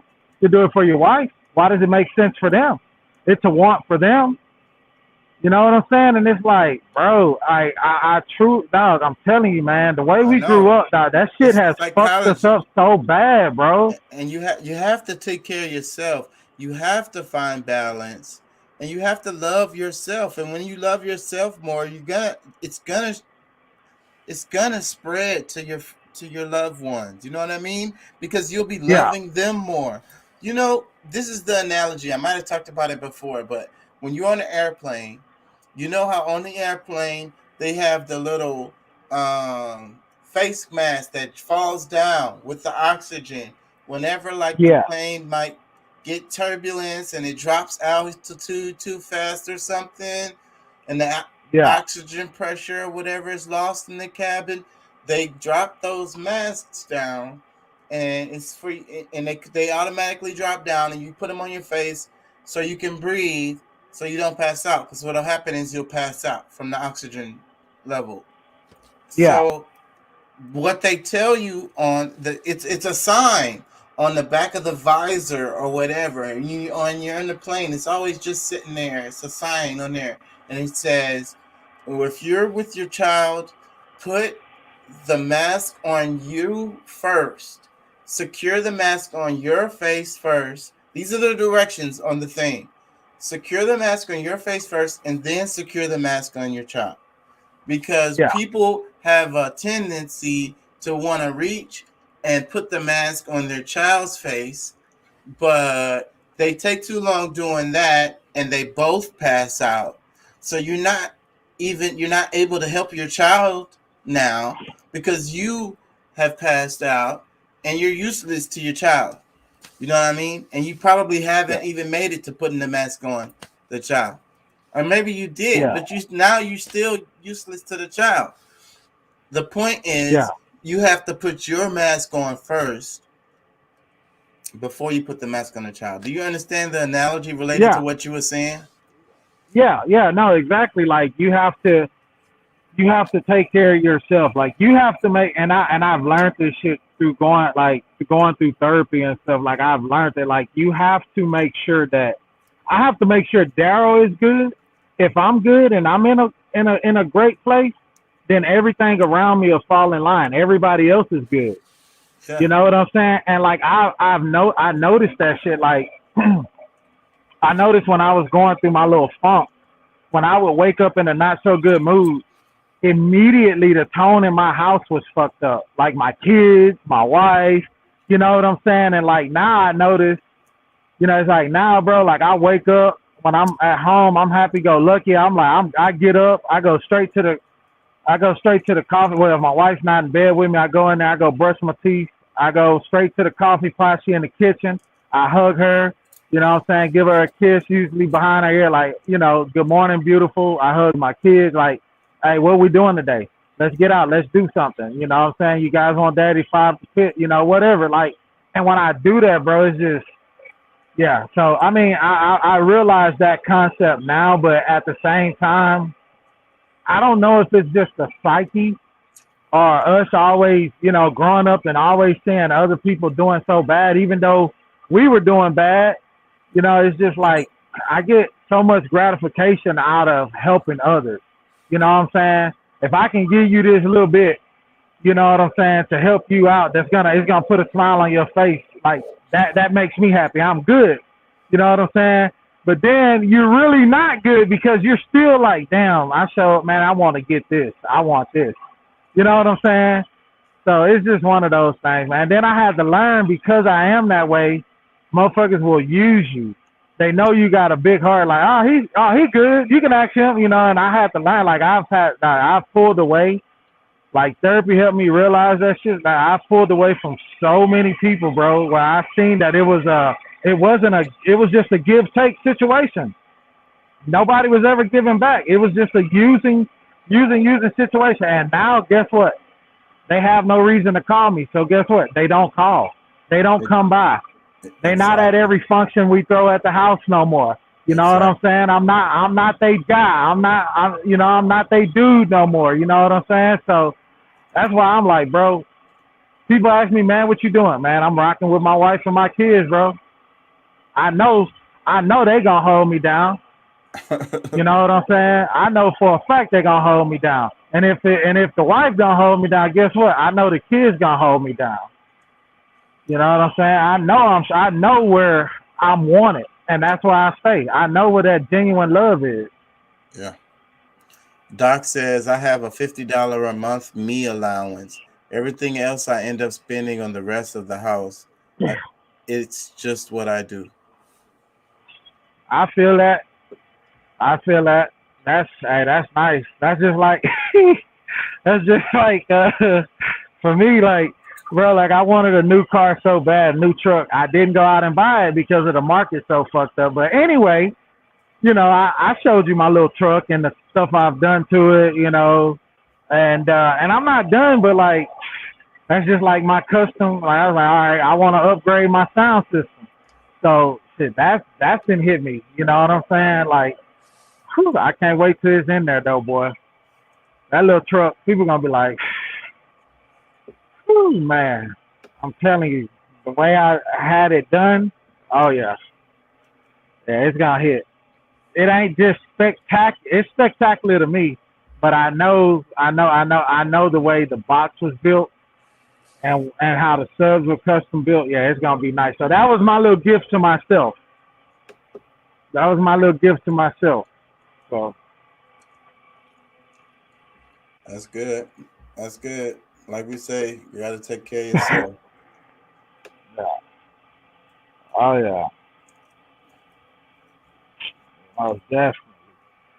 Gotta take care of yourself. Yes, sir.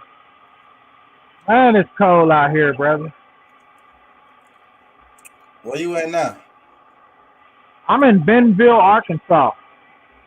I'm at the main Walmart headquarters. The first ever. This is where they started at, right here. Right here in Bentonville, Arkansas. Old Sam Walton started Walmart right here in this town. Yep, right here in this town, man. And then also right down the road from here, Springdale, Arkansas, is where that's Tyson's main headquarters. That's where they're from, Springdale. I think his name is Ron Tyson or Mike Don Tyson or something like that. I think his son owns it now, but yeah. And then JB Hunt is right there as well in Springdale. That's where JB Hunt got their start at. That's so weird that these big, huge companies would start in these small towns like this. Oh yeah. And Bentonville, man, it's actually really nice here, man. They got some beautiful homes around here. Like you can tell, yeah, it's some nice stuff here, man. Nice little town. Nice little. They got an airport here. I guess they big enough to have an airport. Okay. You know, but yeah, man, it's nice. It's nice right here. It's nice.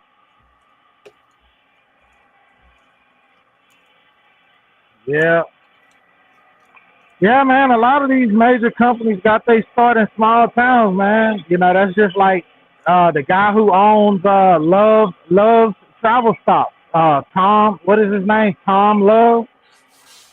You know what I'm saying? He and his wife started it. They started out, it was just a regular convenience store. And they expanded, and now Love's is all over the United States. And I think they're starting to expand in Canada. Just seems strange to me, man. You know, that those. Yeah, and it's a family ran company, bro. No investors. Family owned company. It's interesting.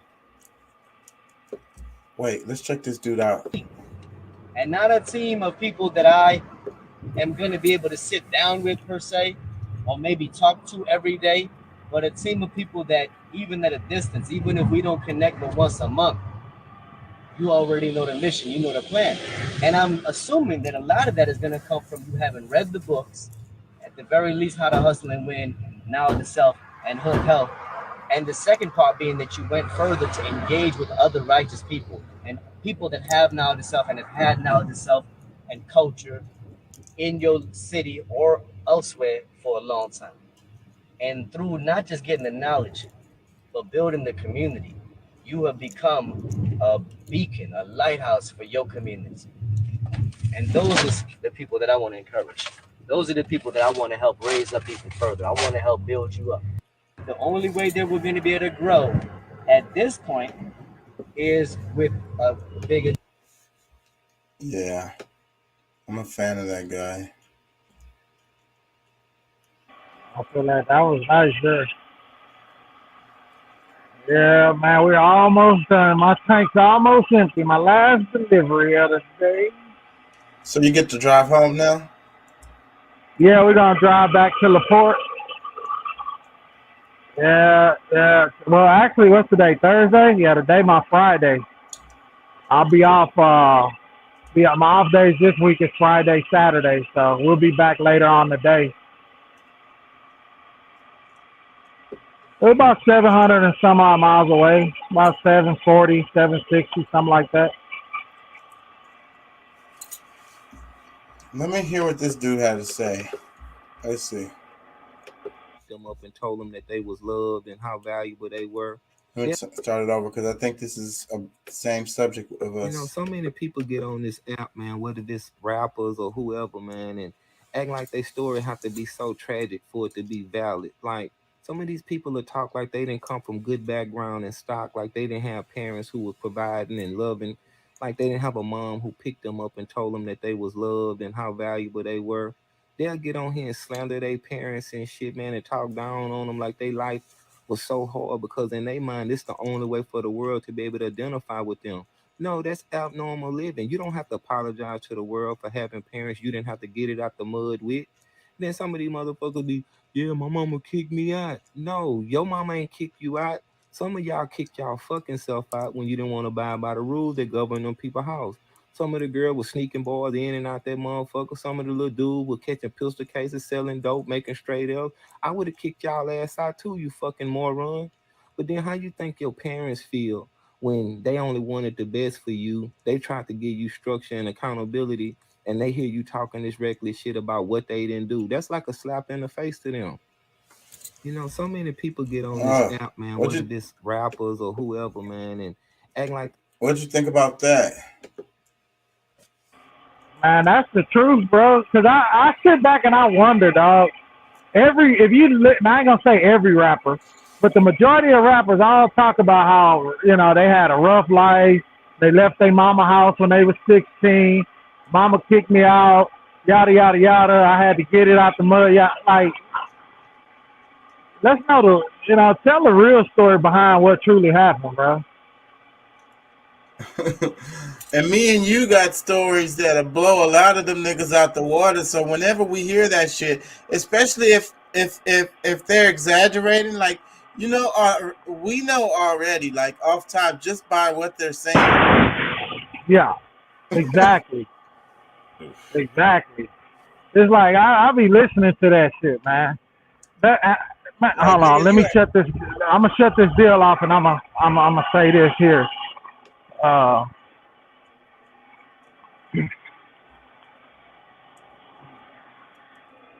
That's like some of these young rappers, bro. Like, you know what I'm saying? The ones that I particularly like, I listen to their music and things of that nature. But you know, I be wondering, like, bro, were they really killers? Were they really doing this shit? Like, you so young, bro. Like, were you really? You know what I'm saying? You been gang banging for how long? Like, and I tell my daughter, it's all fake.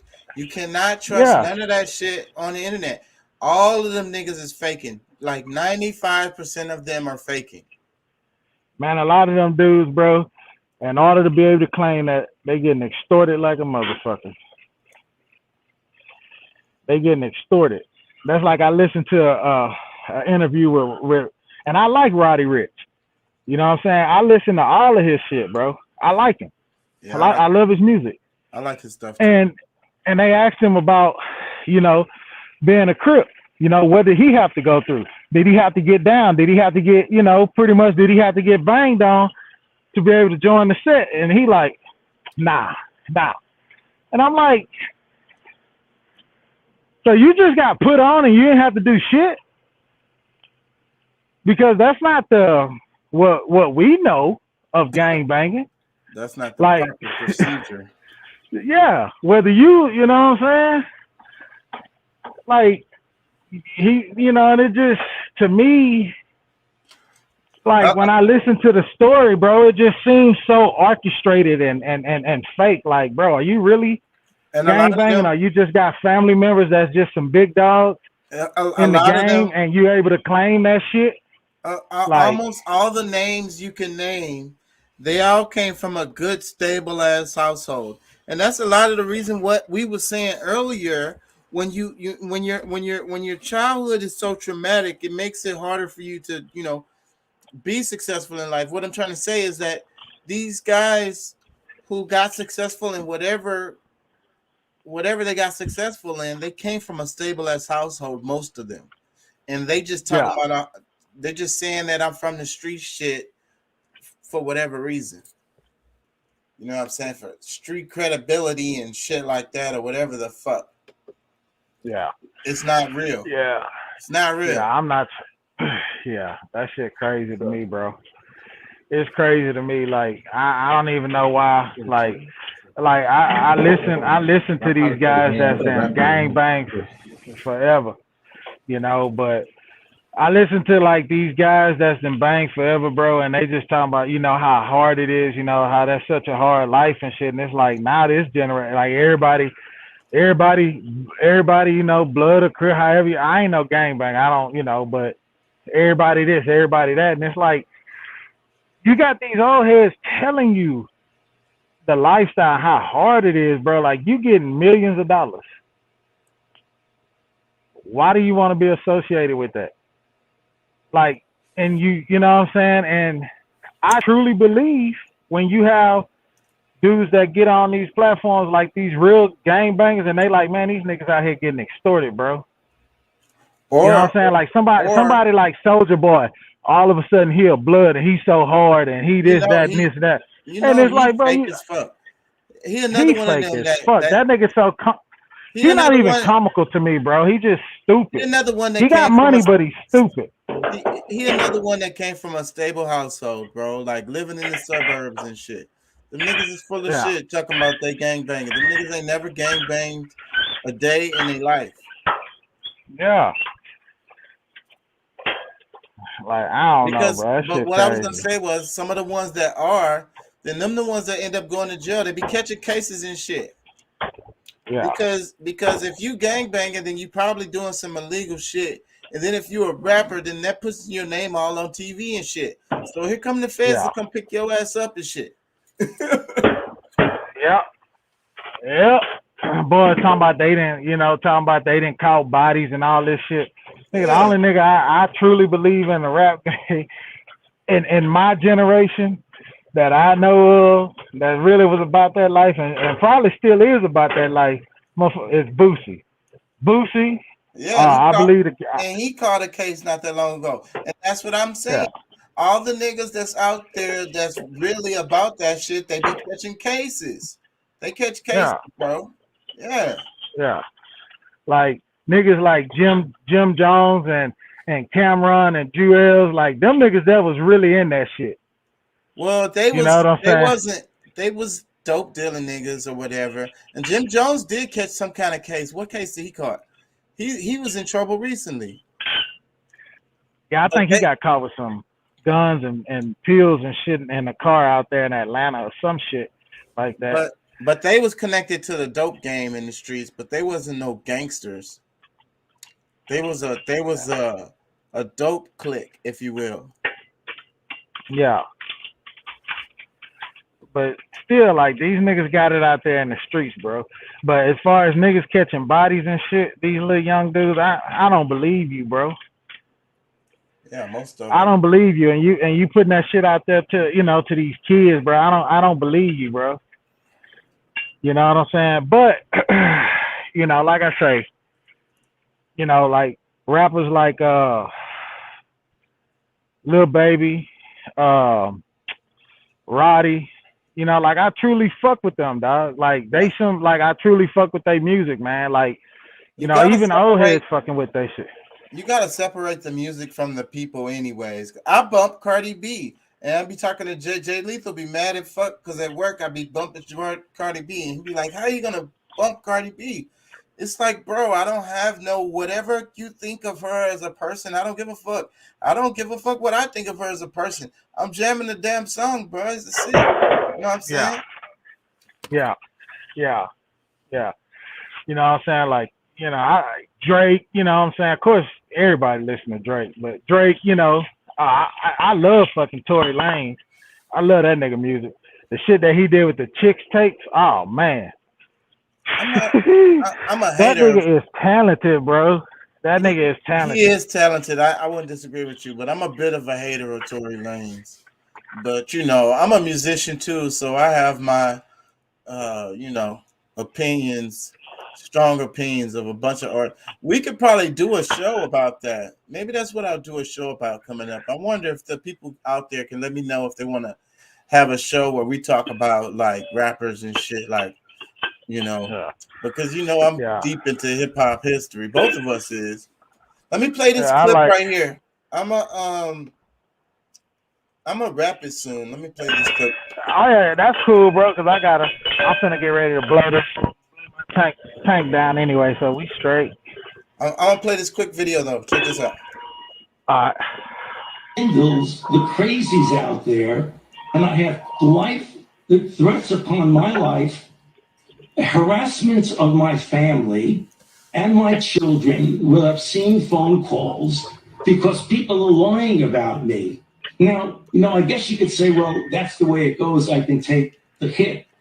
Well, it makes a difference because, as some of you may know, just about 3 or 4 weeks ago, on December 21st, a person was arrested who was on their way from Sacramento to Washington, D.C. at a speed stop in Iowa.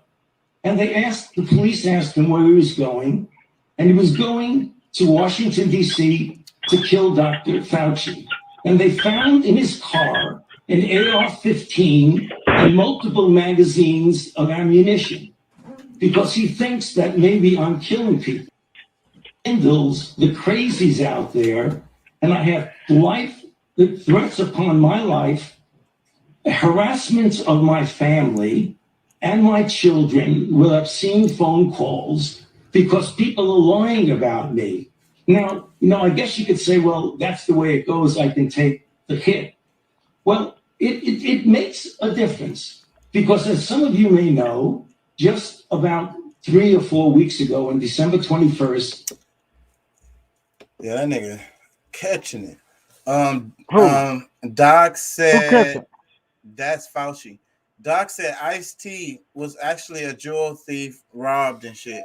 Yep, and that's true. And his closest mate went to jail, and I want to say he went to jail for life. Ice-T just barely, I think he beat some cases or whatever. Yeah, he was a real criminal, and he'll tell the story. He'll tell the story truthfully if you ask him.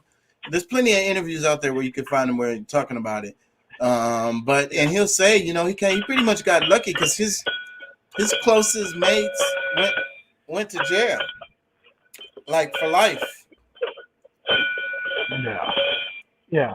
I mean, I named a couple of the new, but like, yeah, J. Cole, Kendrick Lamar, Boz, all the niggas over there on Dreamville, I fuck with. Yeah. J-Rock, Schoolboy Q, Vince Staples, what is it? Carday. Yeah, I fuck with him too. Logic. Yeah, Logic. I fuck with Logic. I don't know the other one you said. YB, what is it? What is his name? I think it's YBN Carday. Now you got to listen to him, bro. Dude is lyrical. You got Spotify? Yeah. What about the Toby something? You know what I'm talking about? That you need to check him out if you ain't heard his shit. Toby something. Where the fuck is my phone? I don't even know where my phone is at. I don't even know where my phone. Oh, it's right here. That nigga Toby.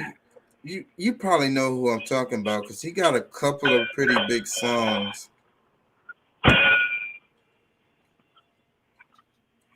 I want to say his name though because you dropping names and shit. Toby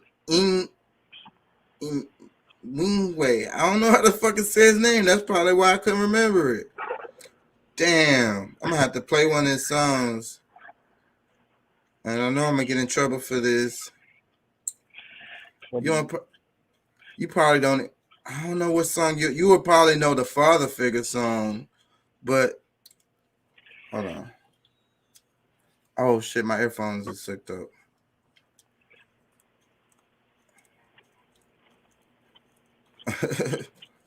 But this is rap. Let me play a little bit.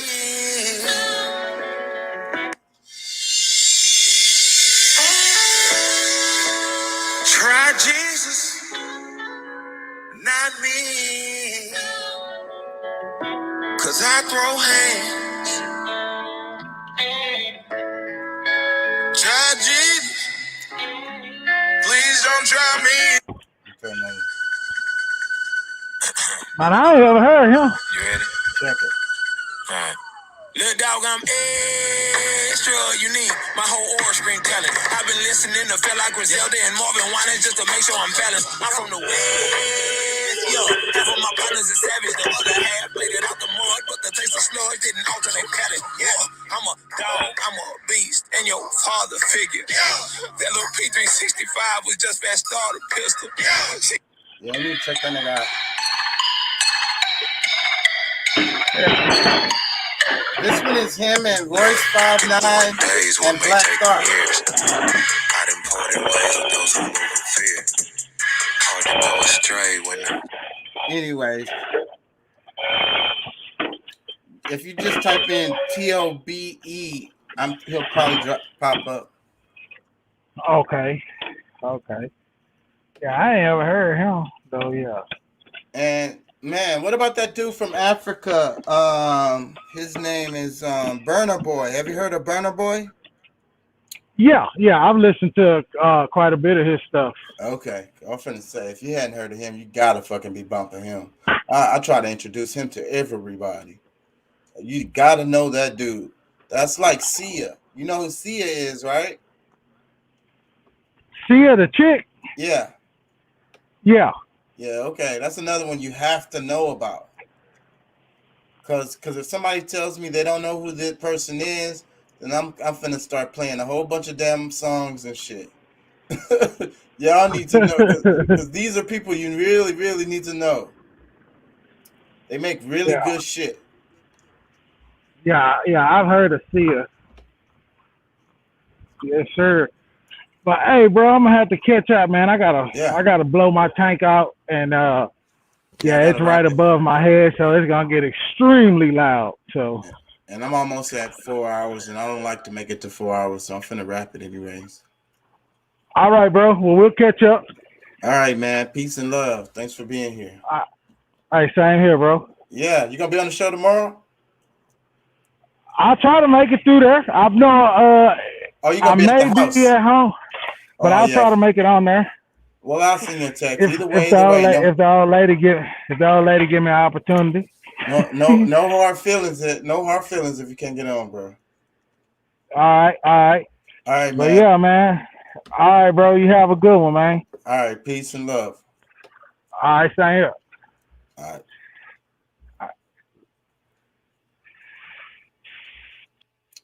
Yeah, I'm finna wrap it, y'all.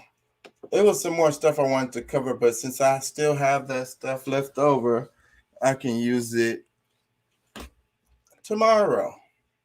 How about that?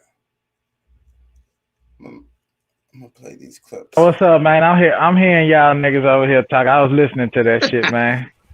I'm hearing these niggas. I'm like, God damn, man. Yeah, the narrative.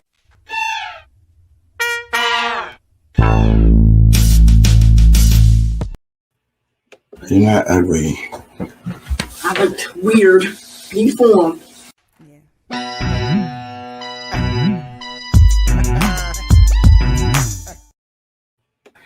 Because I thought you would have, maybe. Yeah. Woke up. I really like that one. Oh my God. Why is it? No. Choose your destiny.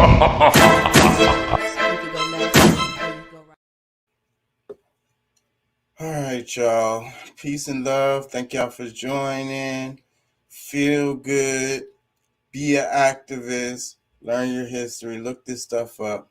I want to play this clip right here again, and I'm out. Thank y'all for joining. Because I thought you would have, maybe.